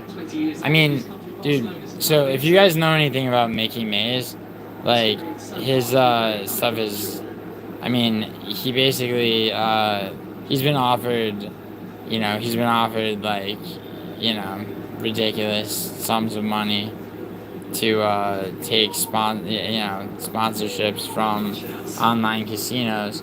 I would never take a sponsorship from an online casino other than maybe BetUS or Kirgo, which are the only two that don't cheat. You know, and then if anyone else wanted to sponsor me, I mean, yeah, I would take it as long as they told me that I was able to, like, you know, continue to have my own content. Like, you know, I'll take a sponsor that allows me to basically continue to do content as I do it, you know? I mean, I feel like those sponsors are few and far between, which is why Guru probably doesn't take them. Because he doesn't want to be a, he doesn't want to, he doesn't want to sell out and be bound to the, it's like, would I take a sponsor that, would I take a sponsor that fucking told me how I, gave me notes, or told me, it tried to basically turn dials on, like, how I'm supposed to. No, I wouldn't. I mean, I'd take sponsors. I'd be open to sponsors, but I'd need to vet them. Wow, like, yeah, no, I know.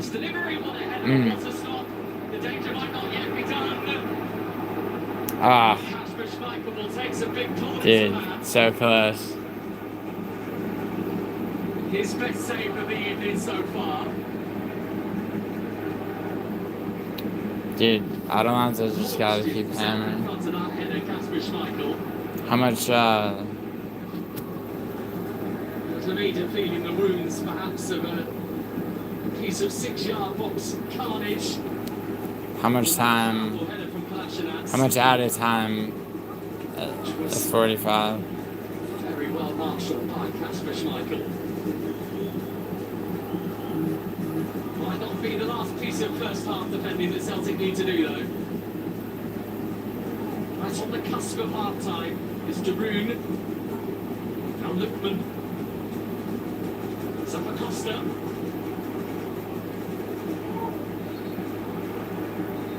Indeed, there is no added time at the end of the first half. Oh, no added time.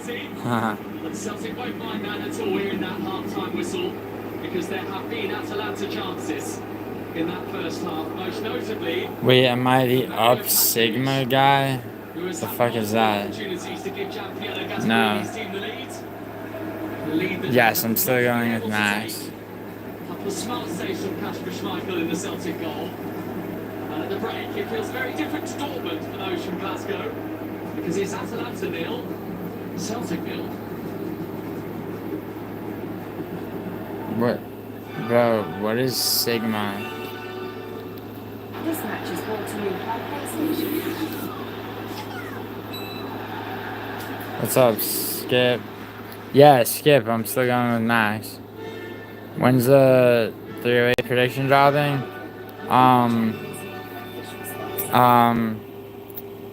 I think Holloway beats Taperia. I think Hamza beats Holloway. Yeah, fuck that. How is this chili street for me only $10.99 when fast food is so expensive? Could be because we don't have Sorry. 99 spots.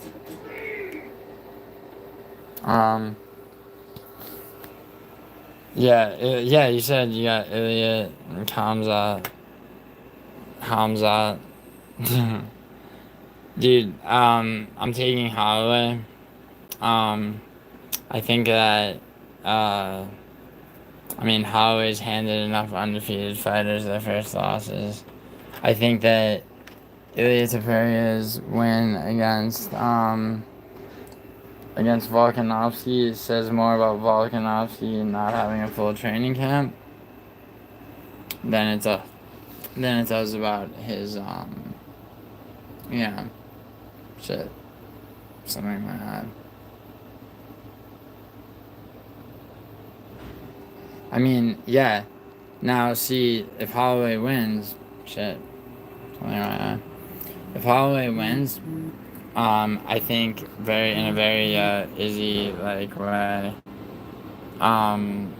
He basically, calls out Volkanovski for that fourth fight, so he can get that win against Volkanovski. Let's say Ilya wins. Who's next? Diego Lopez, probably, right?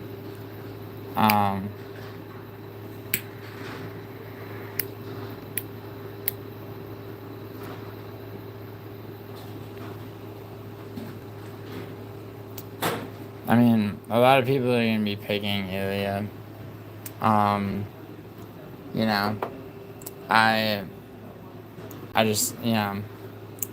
think that, to be honest, there were, of the three Holloway Volk fights,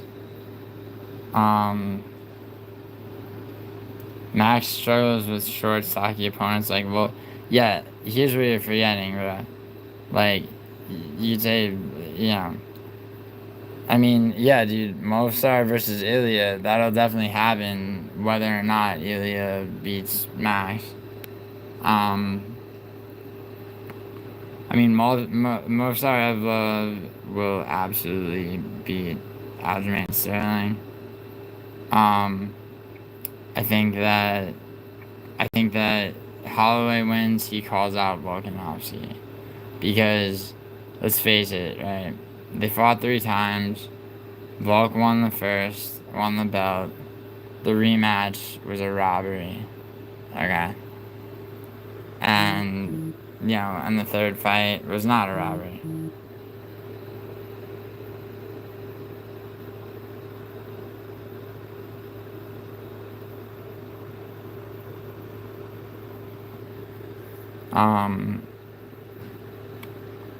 Lopez, Volk, maybe. So, if Holloway wins, I think Holloway calls out Volkanovski. If Topuria wins, he probably calls out Diego Lopez, who is the backup for the fight. And as far as him struggling with short, stocky opponents, bro, like, they won't make Mozart fight Lopez for an eliminator. Lopez is next in line if Topuria wins. If Holloway wins, he'll probably call out Volkanovski. And in that case, then you might see Lopez Evloev. And that's a tricky fight, dude. You know.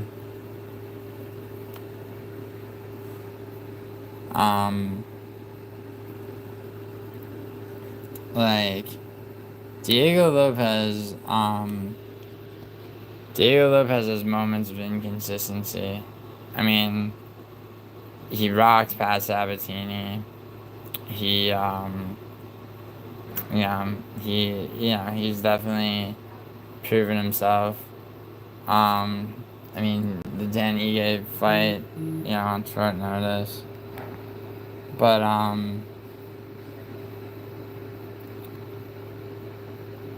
you think Mozart beats Diego Lopez? He could do it. I mean, he could definitely do it. I mean, he'll definitely beat Aljamain Sterling. Yeah. I think that, like, I mean, Brian Ortega, I think Yair Rodriguez should, yeah, I mean, yes, of course, Aljo's a guaranteed win. I think, Yair Rodriguez, too. I'd like to see Yair fight, I'd like to see him fight somebody. I'd like to see, like, a rematch, a Josh Emmett, Yair rematch. Where is Josh Emmett, by the way?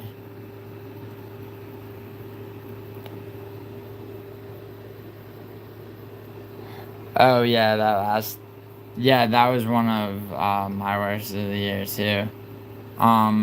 Like, now that my picture, in the public domain, 307 and then Royval Tyra, it was 9 out of 12 on both of those, but my round robins, especially on 307, anyone that listened to me was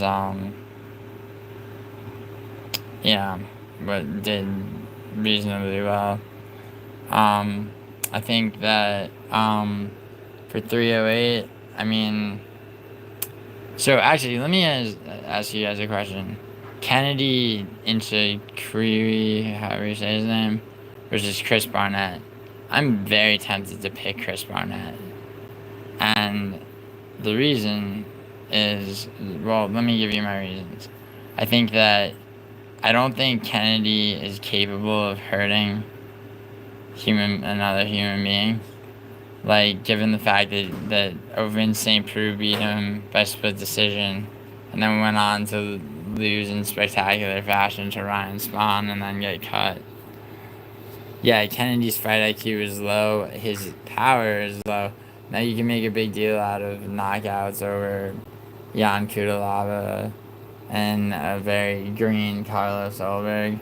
But the fact that, like, he lost a split decision to Ovin St. Preux, who then went on to be just decimated by by Ryan Spahn. I mean,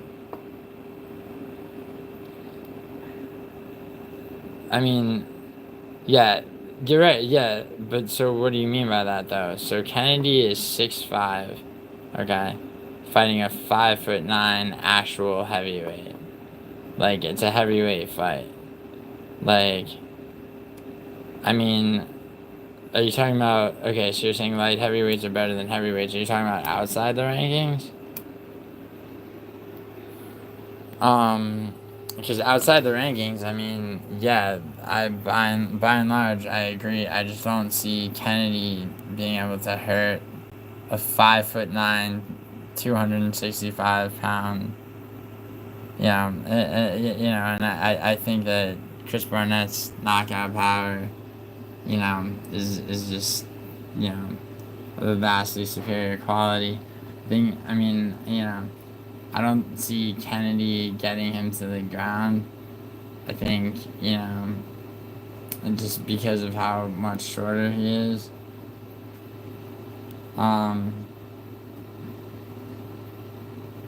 It's hard for me to pick Chris Barnett, but I just might.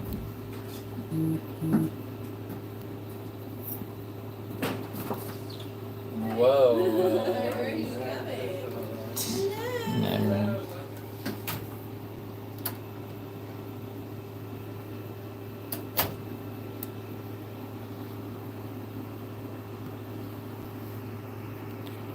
Eight-inch reach advantage. I mean, what? Yeah, that makes. I mean, so you're saying that he's gonna pick him apart? So you don't think that there's any point where Chris Barnett's going to be able to get close? I mean, Chris Barnett has to land one shot. Now you could say that that's all Robelis de Spain had to do, but Robelis de Spain is a much taller, and a guy who can easily be taken down. I mean, I don't see Kennedy taking down Chris Barnett.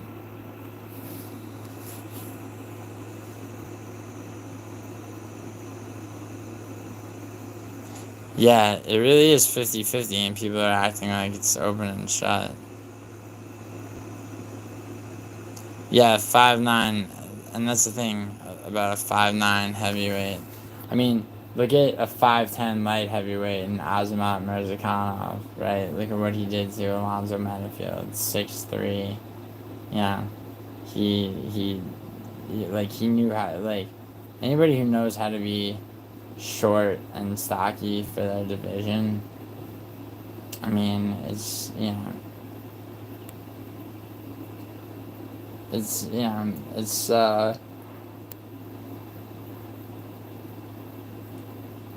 and to Cy Robbins, you said that that you're rooting for Holloway, but Max struggles with short, stocky opponents like Volk.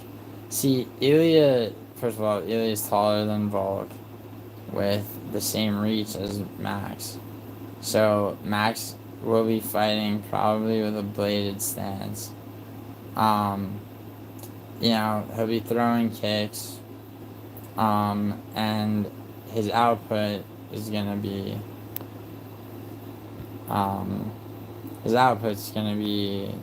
a lot more. Do I think Magomed finishes Rakic? Absolutely. I absolutely do. I think that he barrels through Rakic. Because he's aware that his last win over Johnny Walker hasn't aged well given what Ozdemir did to Johnny Walker. He also knows that he needs... it's like... Yes, I think in 3... What do you mean 3 rounds? How long did it take him to finish Johnny Walker? 2? And that was him just, letting Walker, fucking around for the first round. Yes, I know it's a 3-round fight. It took Yuri 2 rounds to finish Rakic. Okay, let me ask you a question.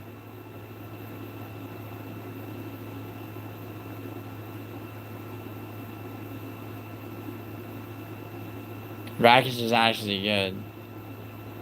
Rakic gassed in the Yuri fight? Okay, so if Rakic gassed by the 2nd round against Yuri, and Yuri was letting him... See, Yuri has to take abuse to fucking come back hard, okay?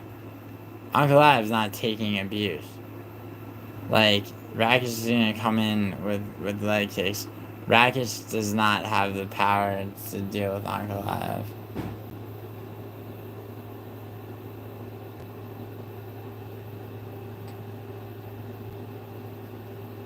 Uncle Ive doesn't have a Yuri chin? What are you talking about? Dude, Yuri's chin has been fucking... Yuri's chin's been exposed in the last 2 Pereira fights. Oh, I think Uncle Ive finishes him. I mean, at least we're on the same page about him winning. I mean, yeah, you could say that, man, but... I mean, okay, but let's take Yuri versus Rakic.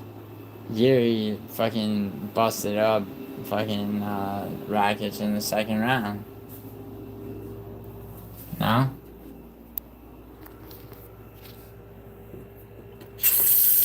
I mean, it's pretty clear.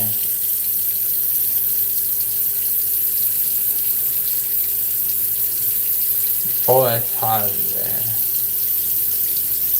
You think it was Rakic quitting? Why would he quit? Why would he quit when he was up around?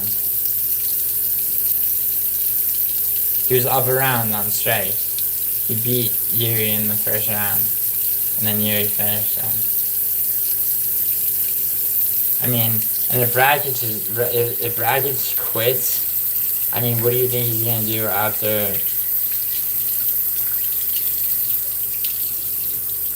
Yeah, he gave him everything he had. If that was everything he had, those leg kicks, like you don't think that Ankalaev can take those?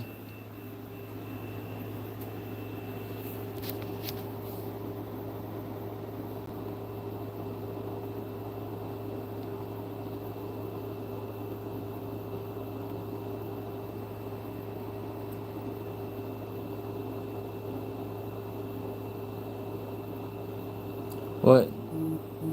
Dude, Jan is a completely different fighter. Dude, Jan arguably beat Pereira. Like, I mean, that honestly, that to my mind was a robbery. But, you know, and Pereira was undeserving of a title shot coming off of that. However, when he got it, I took him to beat Yuri the first time. Definitely took him to beat Jamal Hill. Took him to beat Yuri the second time. And as you can see from my first video, took him to beat Roundtree.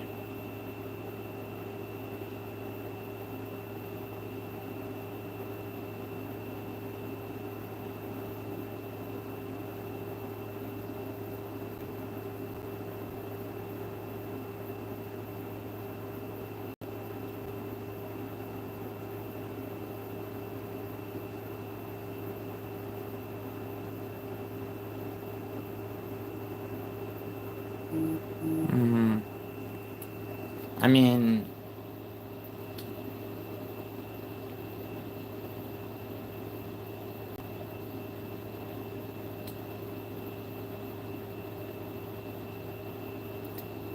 I think that... Oh shit, are we back?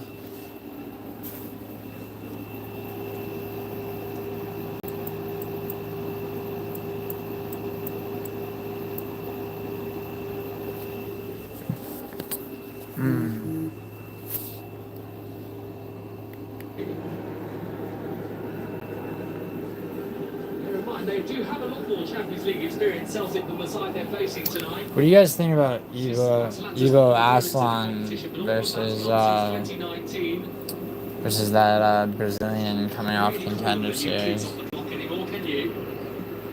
Bergamo slowly becoming accustomed to seeing the very best teams on the continent in their back garden. He was needed a few times in the first half for Celtic, their goalkeeper Kasper Schmeichel. Their former goalkeeper Joe Hart, he's in the stadium tonight, looking for another television company.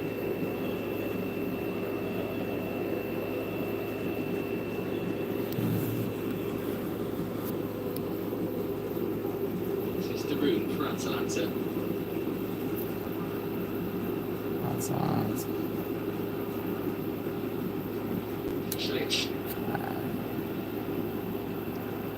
Actually worked on for Jim Sheety, who again has found himself in that forward high position on the right hand side, as he did quite a lot in that first half. Ederson's going to give it back to him as well. I say Ibo Aslan wins.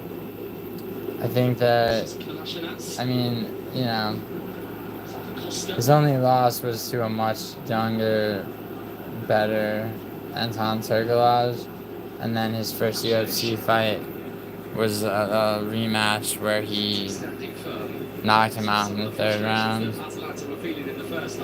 Now, Anton Turkalaj had suffered a first-round knockout to Tyson Pedro. No, you're right that it's not necessarily the best indicator.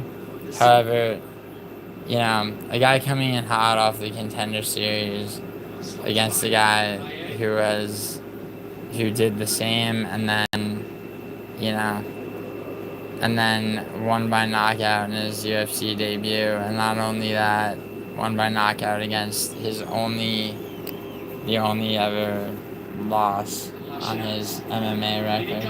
Ooh. Damn, Atalanta. Good interception by Atalanta. Yeah, Paslic. Good shit. Lookman again.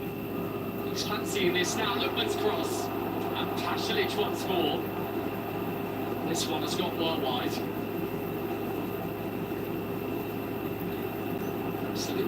Who's my favorite footballer? Either Gianluigi Donnarumma, Alessandro Bastoni, or Ciro Immobile, who sadly did not get the call-up for the national team and is on loan to Besiktas, a Turkish team. However, I mean, I have several. Matthias Zaccani, one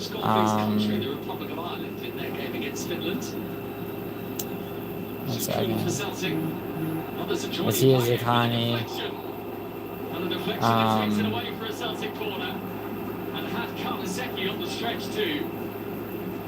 Federico DiMarco.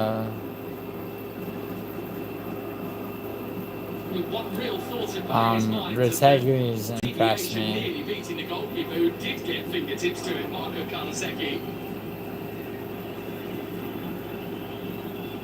Oh yes, Federico Chiesa, without a doubt. Atalanta's keeper has been with them since he joined their youth system as a 17. Of course I like Inter. Lazio's my team. Even without Ciro Immobile. The corner is too deep for Ida.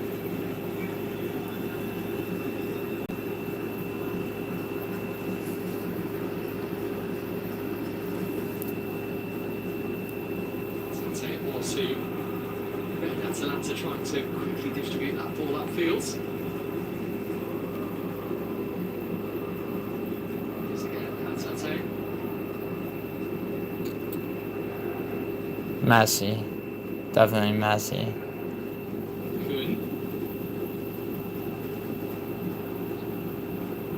Here once more. Yeah, definitely Messi. You? You? Fans' complaints about that game against Dortmund, understandably, is that they were far too open. But if Celtic were looking, I mean, yeah, probably. There's a reason for that. This month for some inspiration of how to smother a game against a superior opponent, because that's exactly what Scotland did against Portugal in the Nations League. Talk about diligent defensive work, as it has been tonight from Celtic.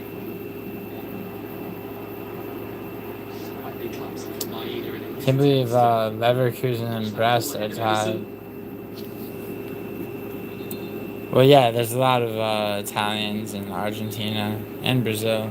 Renato Moicano is I mean, he's a quarter Italian, but his name is 100% Italian. Moicano is an Italian last name. Renato is Italian first name. The referee, 40-year-old, who represents his country on the international circuit because he was the first ever Bosnian referee to take charge of a Champions League group stage game. Got his first one back in 2021. Yeah, Federico Chiesa, of course. League phase as it is now.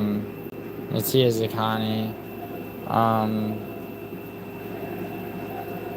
I would say, yeah, Retegui, Costa poked onwards for Lookman. Movements in the middle provided by Retegui. I mean, I think Bastoni might be the best defender in the world. Same with Gianluigi Donnarumma. I mean, he's the next Buffon.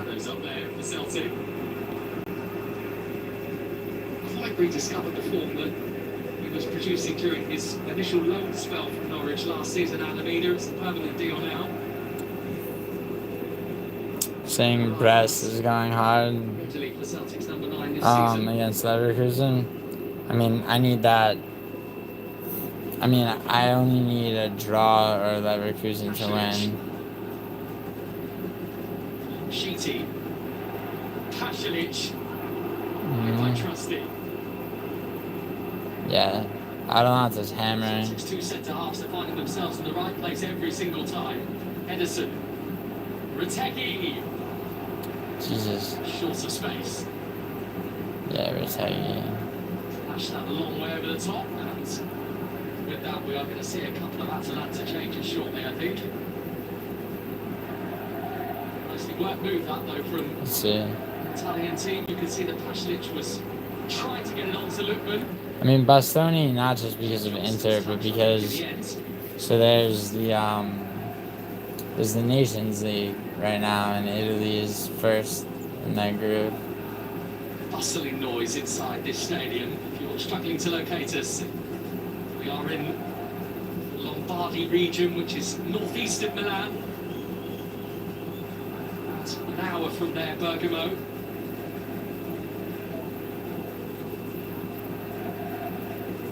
It's a place that often lives in Milan's shadows, but has all of its own glorious features. Bergamo. It's only about 30 kilometres to Lake Como from here as well, which is a stunning part of the world.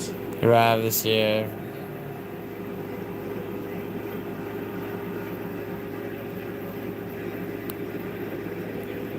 UCL. Hold on.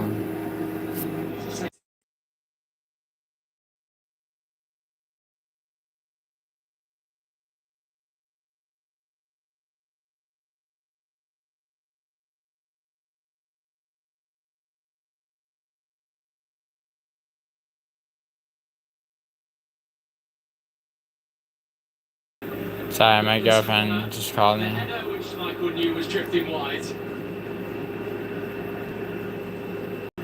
Yeah, I have Bayern too. I have Bayern too. I'm drawing no bet though. So I need Bayern to win, or I need a draw.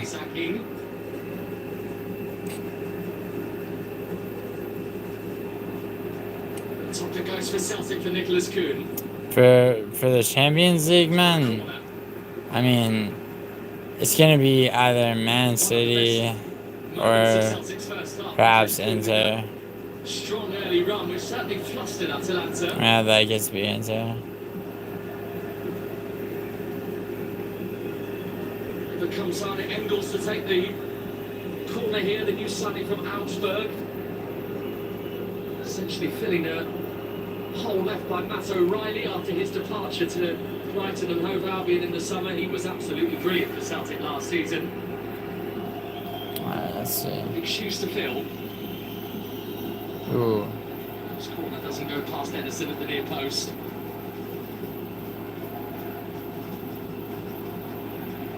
So good pass. He's played the ball forward as well with serious purpose. He's making his run into the box. Lookman, Retegui is lurking too. Pasalic has gone the other way. Alright, come on. Malanova's got the throw. So Italy's squad at Euro 2024, Raul Malanova. He's Didn't get a moment on the Yeah, pitch for the Italians. winning the UEFA Champions League. Either Man City or Inter. Zappacosta. Zaroon.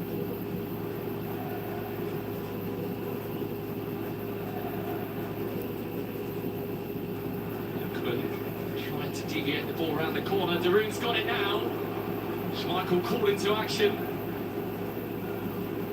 Adanova's going to let it run for a throw. Atalanta seeking the opportunities to try and pepper Schmeichel's goal a bit more here. Adanova.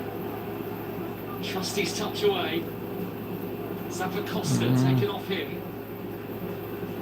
It's going to be an Atalanta throw. Nice. Atalanta changes as well. Chance to Catalara is certainly one of two that are coming on here. Yeah. He is coming on, and so is. Yeah, okay, they're taking out Retegui and Villanova. Removed, so off goes Atalanta's leading scorer. The Sharma's on.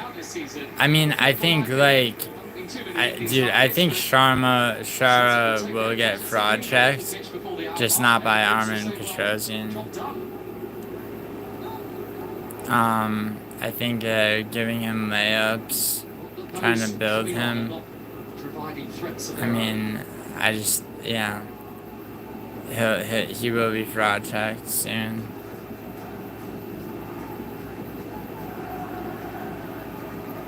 So yeah, it could be a close fight. I have to take Shara though. Yeah, and I mean, he won't get a decent grappler for a minute. I mean, it'll be a long time before he fights Anthony Hernandez, bro. Or even Kevin Holland. He's wriggling his way through. That's touched off by Edison for him. Ooh. He had to hurry his pass.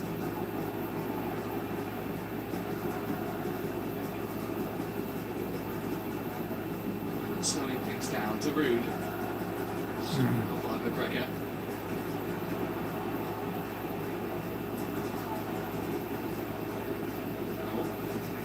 Carrying Celtic up the pitch to relieve the pressure, and that was very necessary as well from Nicholas Kuhn.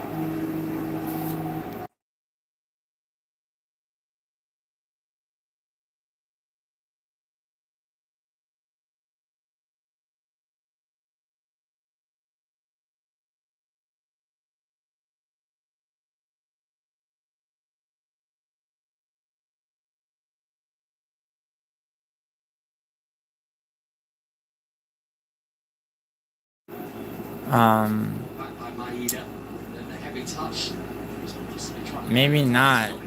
Maybe Michel Pereira fraud checks him.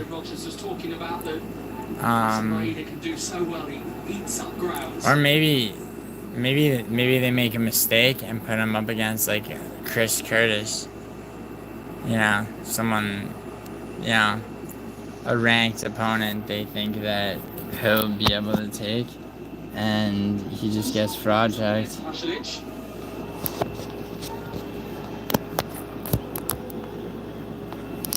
Sort of feel about them in European football this season, Atalanta. They've suffered some big defeats during their first couple of Champions League campaigns. You might remember Liverpool coming to Italy and winning 5-0.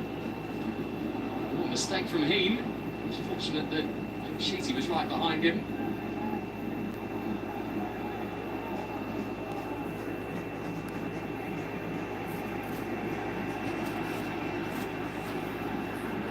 Some space, which I mean, I'd like to see. Well, I mean, you know, the point is that he'll beat Armin Petrosian, but I mean, I think, you know, what I'd like to see is Anthony Hernandez versus Roman Dolita. McGregor losing it. Daroon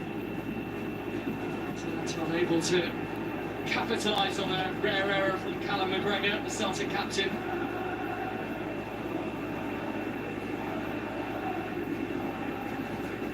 That's good. Marsic. Still scrapping, but running back from an offside position. The substitute, that's why the flag's gone up against him.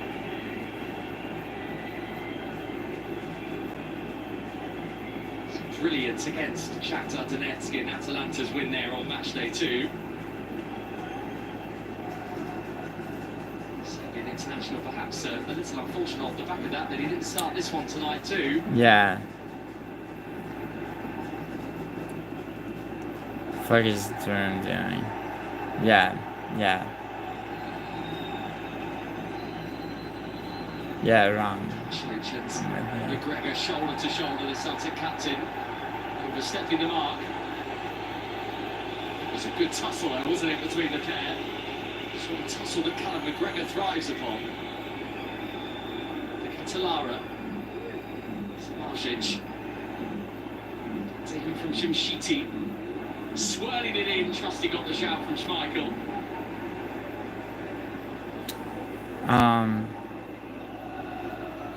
The Rogers side had gone through 63 Dude, minutes. Shara won't get a 5-rounder. Shara won't get a 5-rounder for a long time. Saying this week that he'd never change his aggressive approach to games, Brendan Rodgers. They gotta protect him. To be a bit more defensive tonight, Lukman. Zappacosta, they're passing the test at the moment, Celtic. Atalanta are swarming more bodies now up towards the edge of their penalty area with every minute that passes by, it seems. Zappacosta, that's going to be Schmeichel's too. Hey, Cooper, what's up? He's looking irritated, isn't he, Gasparini? It's his 9th season now with Atalanta. Very shortly. Delite versus Hernandez, not. Yeah, Delite versus Hernandez.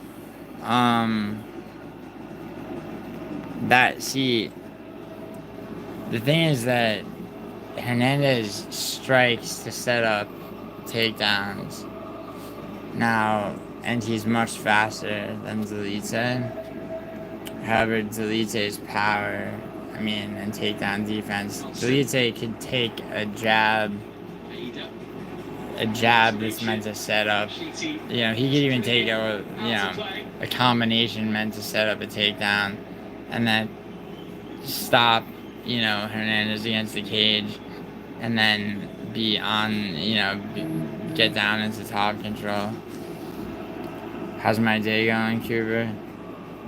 Well, I'm watching UEFA Champions League soccer. How's your day going? Here's Edison. Goes for Pasalic. Talara.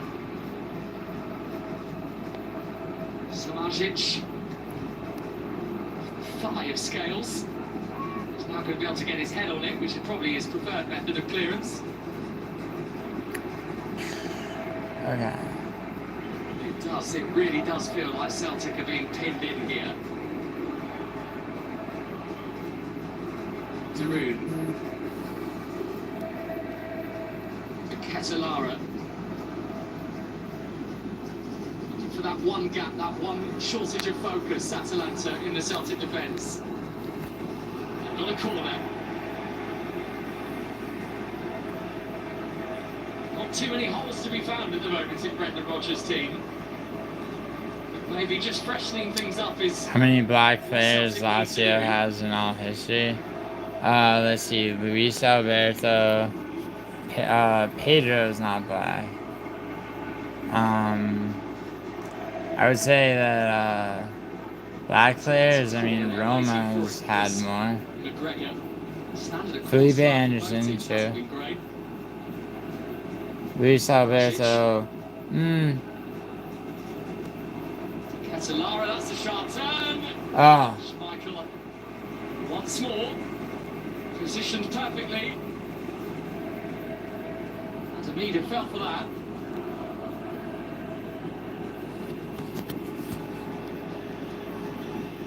good in. No, I know Luis Alberto is Spanish, but I believe he is, isn't he like half Moroccan? I could be totally wrong. Felipe Anderson is fucking, Felipe Anderson is dope. Portion of Celtic supporters that are inside the stadium tonight. Indeed, it is going to be his last piece of play of the evening. He and Hatate are departing here for Celtic.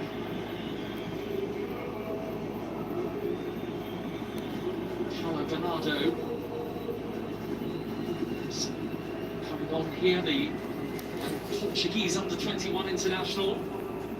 Also, Hugo Furuhashi too, who is an immensely experienced member these days of Celtic's team. Casado, yeah.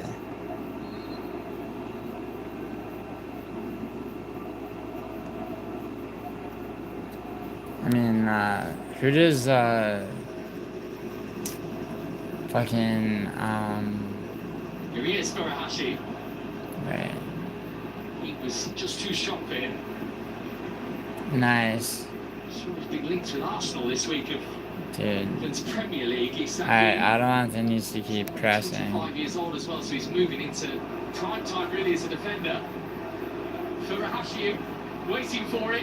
Furuhashi pushed away by Karnaseki. Flag was up anyway. Yeah. Everything that Marco Karnaseki's had to do tonight, he's done. I mean, I just need a draw or an Atalanta victory on this.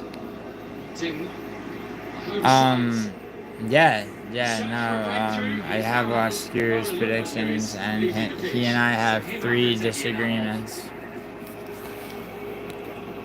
Just like the last card where we had 3 disagreements, and I was right on all 3 of them. Not a good final in many ways for him because he was sent off in that defeat against Real Madrid as well. No, I've been year to date. I'm significantly up on picks against MMA Guru. Although, I mean, you know, I believe he's good for the sport. I'm just a lot better on picks. I think I'm a lot better on picks than almost any of the MMA YouTube channels. And yes, I do actually bet. Last weekend was an aberration. But if you look at, so since I made my channel, I got like UFC 307.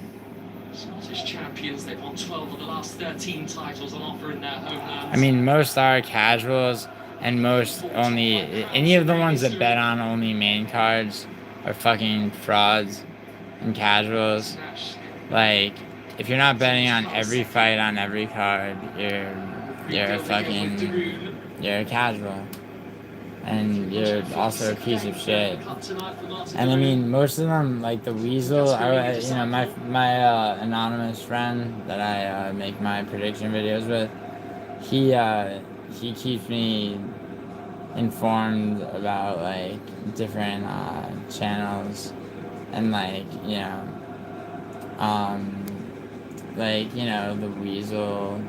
I watched one of the Weasel's prediction videos, and the guy's whole prediction videos are him just scrolling up like the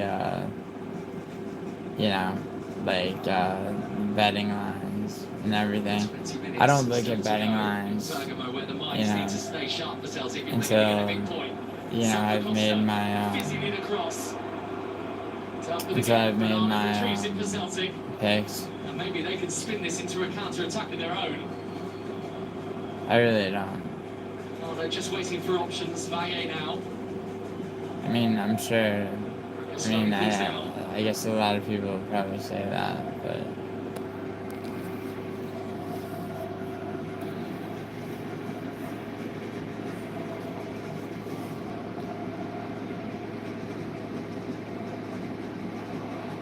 Away by Valle. Pasalic, who has had the bomb with the extra Paulo Bernardo. Sorry, I don't know what that was.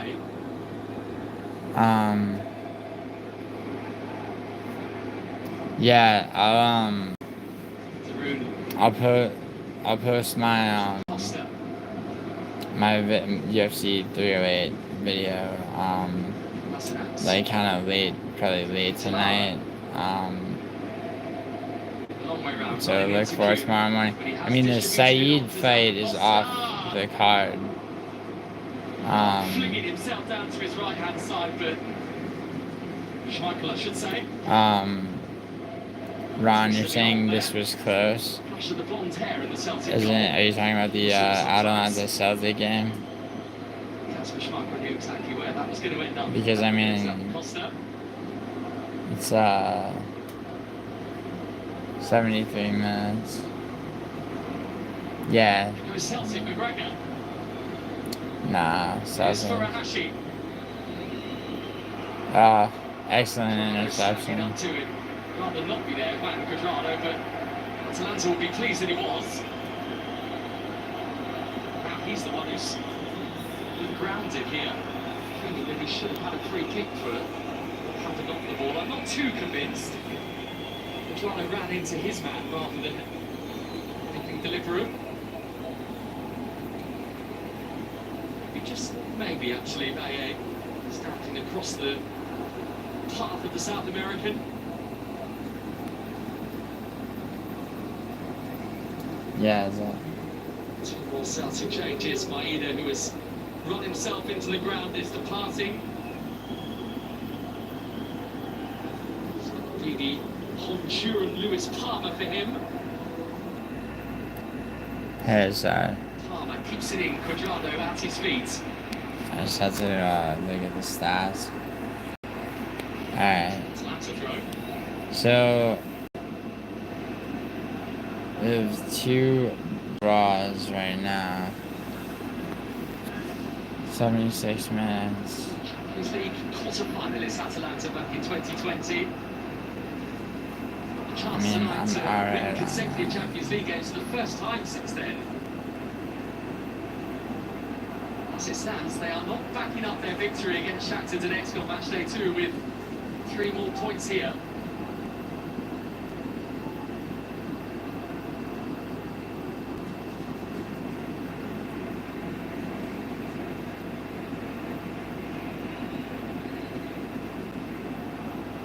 Atalanta just needs to they need to hammer. The lofty pass isn't going to have enough on it. Johnston watching it out of the sky.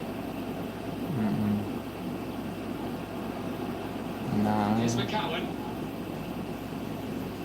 Nice interception. Nice interception.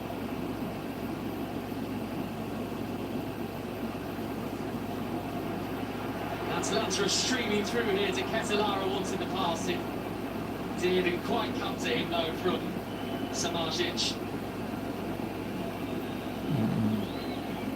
Another vital Celtic interception. We've said that quite a few times tonight as well.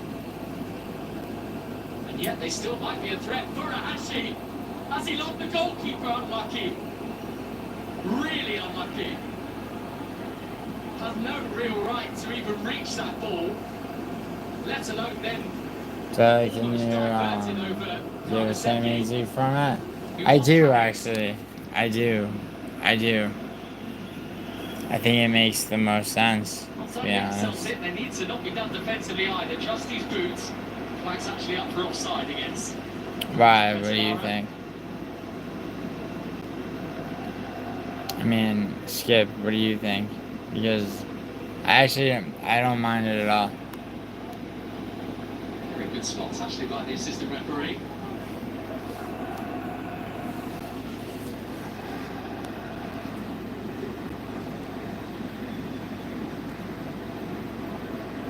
Irritated with himself because certainly it's not the intention.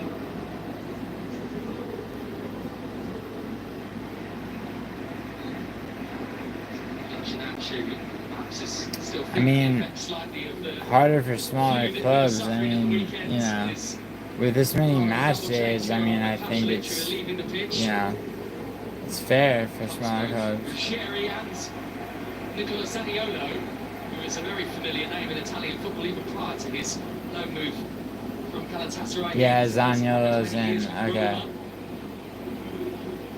No doubting the immense talent that sits in the boots of Nicola Zaniolo. It has just been one injury after another for him that feels like it's stifled his career somewhat.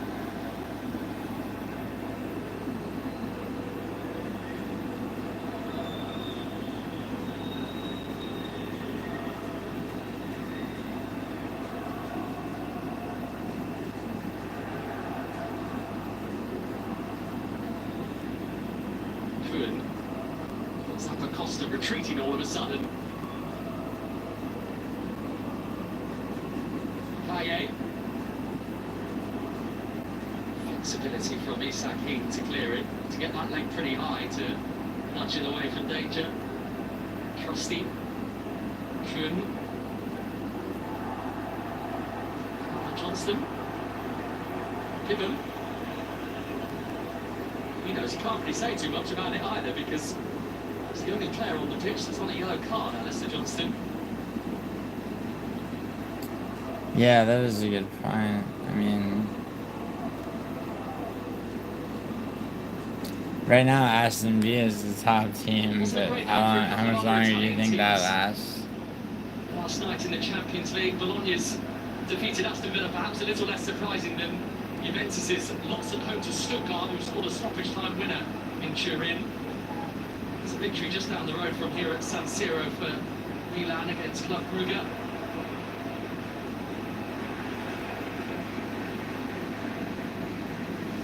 This will be viewed as a disappointment in Bergamo if Atalanta can't find a way through.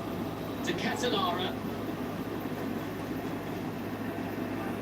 Still the danger not away.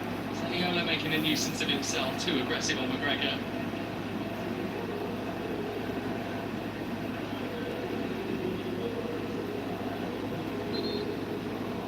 His reputation, didn't he, Gasparini, during those days in Genoa? Had a drastic few months with Inter, Palermo and Genoa again in between, and then he's been here since 2016.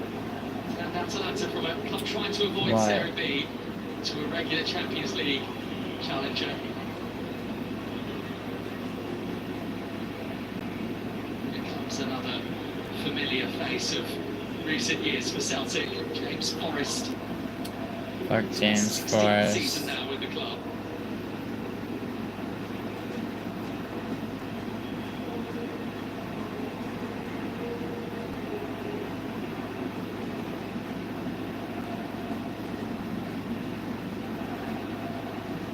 Those that are here tonight and those that were in Dortmund, contrasting feelings, I'm sure, for those Celtic fans.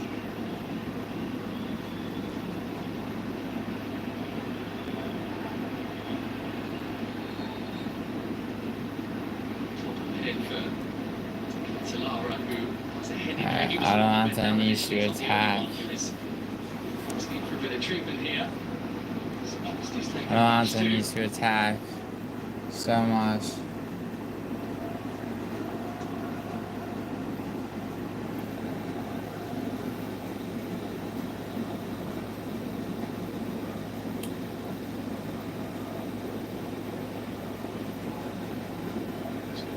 Goals in all competitions last season when he was on loan from AC Milan, Charles de Catalara. Scored for over a month now though for Gasparini's side.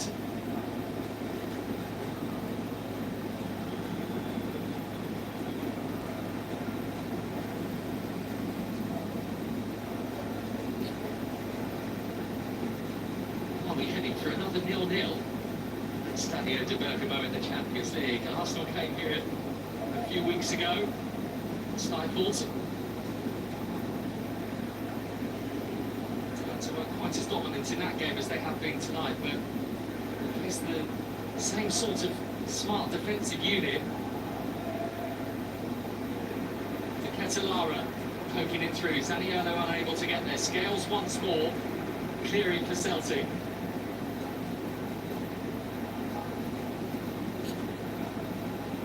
line needs to be razor sharp now for the visitors. Zappacosta. Daroon. Listen. Place from Samajic. He gets a throw-in on that. Cannot stand still down there, Giampiero He gets a Gasparini. throw-in. Covered. Wow.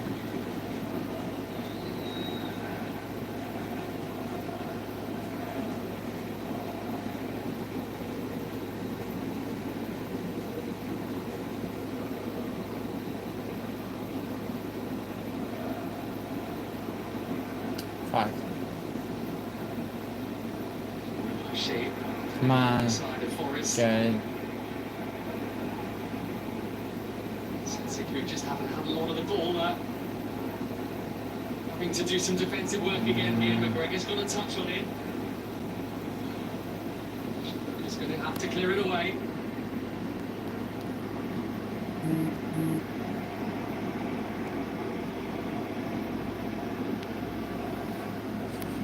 This is Quadrado. There is that spark of creativity coming forth for Atalanta. As the time is running away from them. Quadrado. Sheety and Edison's delivery and Trusty's clearance.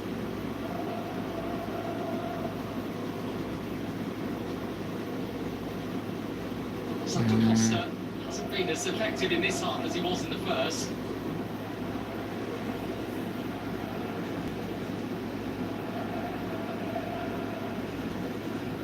It's a sort of Celtic defensive performance that they've created quite a few times domestically this season. Not getting any goals in their first 6 Scottish Premiership matches. Obviously 2 went in against them against Aberdeen at the weekend. Yeah, I know, but I still don't know. Samajic.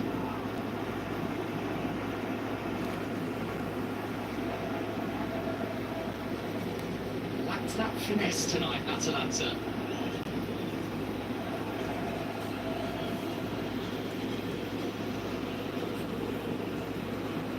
Just think back to how brilliantly ruthless they were in last season's UEFA Europa League when they beat the likes of Sporting and Liverpool famously at Anfield, of course, and Marseille as well in the semi-final of those knockout rounds of that competition. And then, of course, the triumph of all triumphs, the previously unbeaten Bayer Leverkusen, the Invincibles, taken apart in Dublin by Ademola Lookman and co. Celtic have so far found a way to stop them tonight.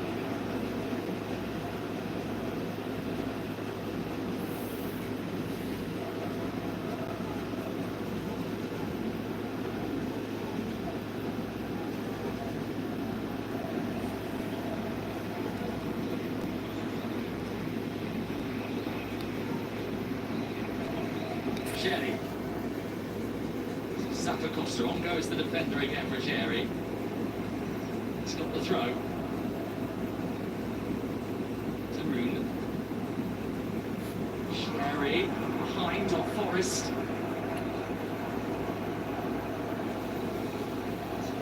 It's an issue here for Johnston back here.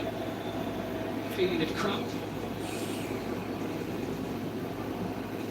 Alright. Corner for Atalanta. He wants to cast aspersions, but Mr. Johnston just realising that he can take the sting out of the play for the moment.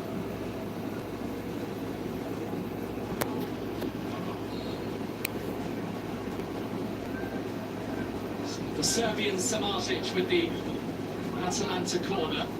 And not for the first time tonight, no further than the near post area. The Ketelara. Free kick. Had a bit of Trusty, as much as Trusty had a bit of his share. Horribly away from Zappacosta and then loose from Paolo Bernardo. Isaac Keane, who was still up there from that corner, remains forward. He's not got the throw.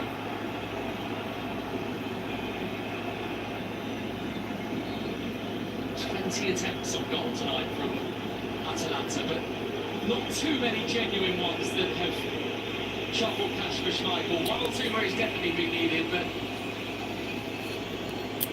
otherwise Atalanta have been left wanting in that department.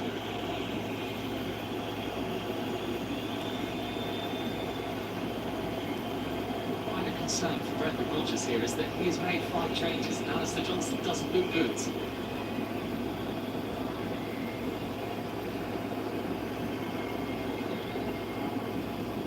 Stretcher is out, but I get the feeling he's not going to want it. He's going to have to leave the field of play though, the Canadian.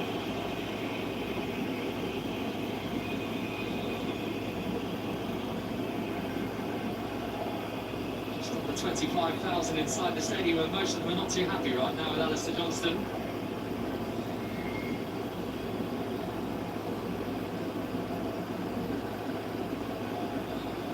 Closing in Rodgers on what will be a point that will give him an awful lot of hope moving forward in Celtic's Champions League campaign.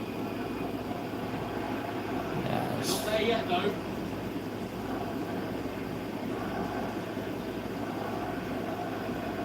To Costa. This is Darun.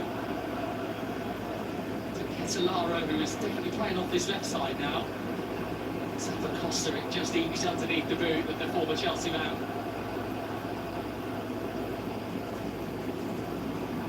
Pressure on Ederson, provided by Lewis Palmer. He's got Celtic a throw. He's getting tired there, the Brazilian.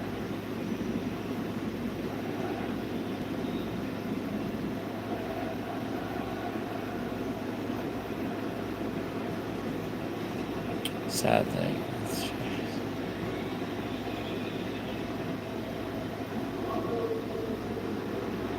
It goes from Kasper Schmeichel. Stoppage time has arrived. There's going to be 4 minutes of it in Bergamo.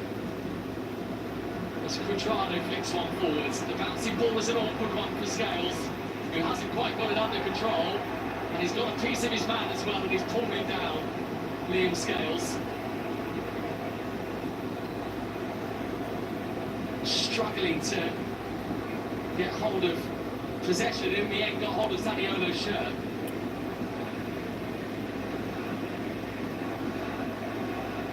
After all of their hard work, Celtic want to ensure from here they don't crumble. Atalanta's home supporters desperate for a late plot twist. Might have it.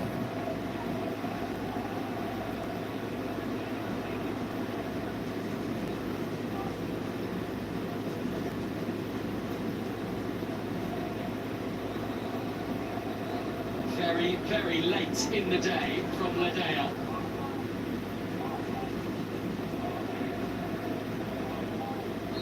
Two minutes into stoppage time.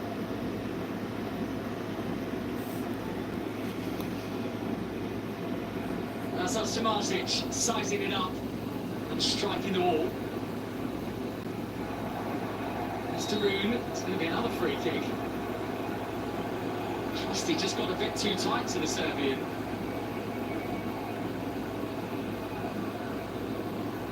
Making it really hard for themselves, Celtic now. And to do that, Austin Trusty, really. In his place, the American, but concentration is needed here. It is that sort of nail-biting moment at the end of this Champions League game. Now I think that just the question is whether Darun's going to go for goal here or whether he's going to try and tee someone else up. It's Darun flipping it in, Scales away. Sherry's strike was moving. Lift it back into Celtic's penalty area and all the way through for Quadrado.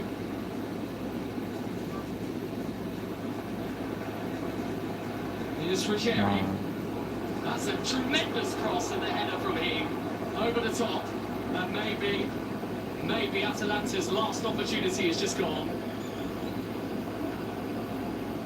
Big leap from Izakin. Just the presence of Austin Trusty doing enough to put him off.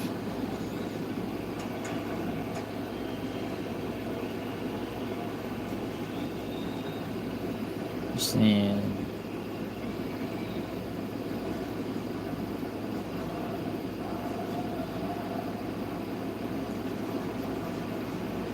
By Palmer on Quadrado, giving a free kick away and giving Atalanta another opportunity to get into Celtic's half.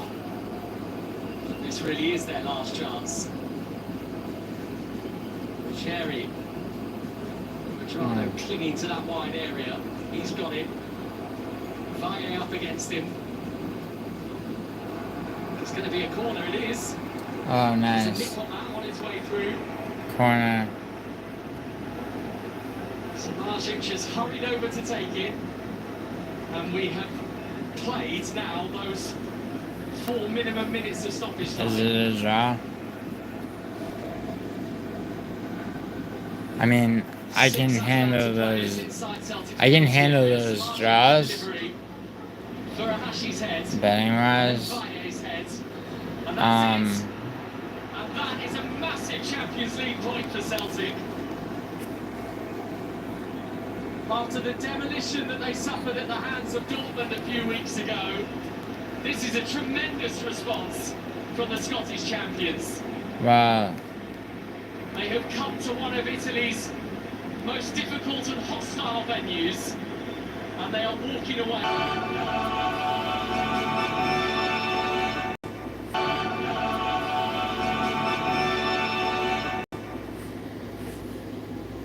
How is this Chili's 3 for me only $10.99?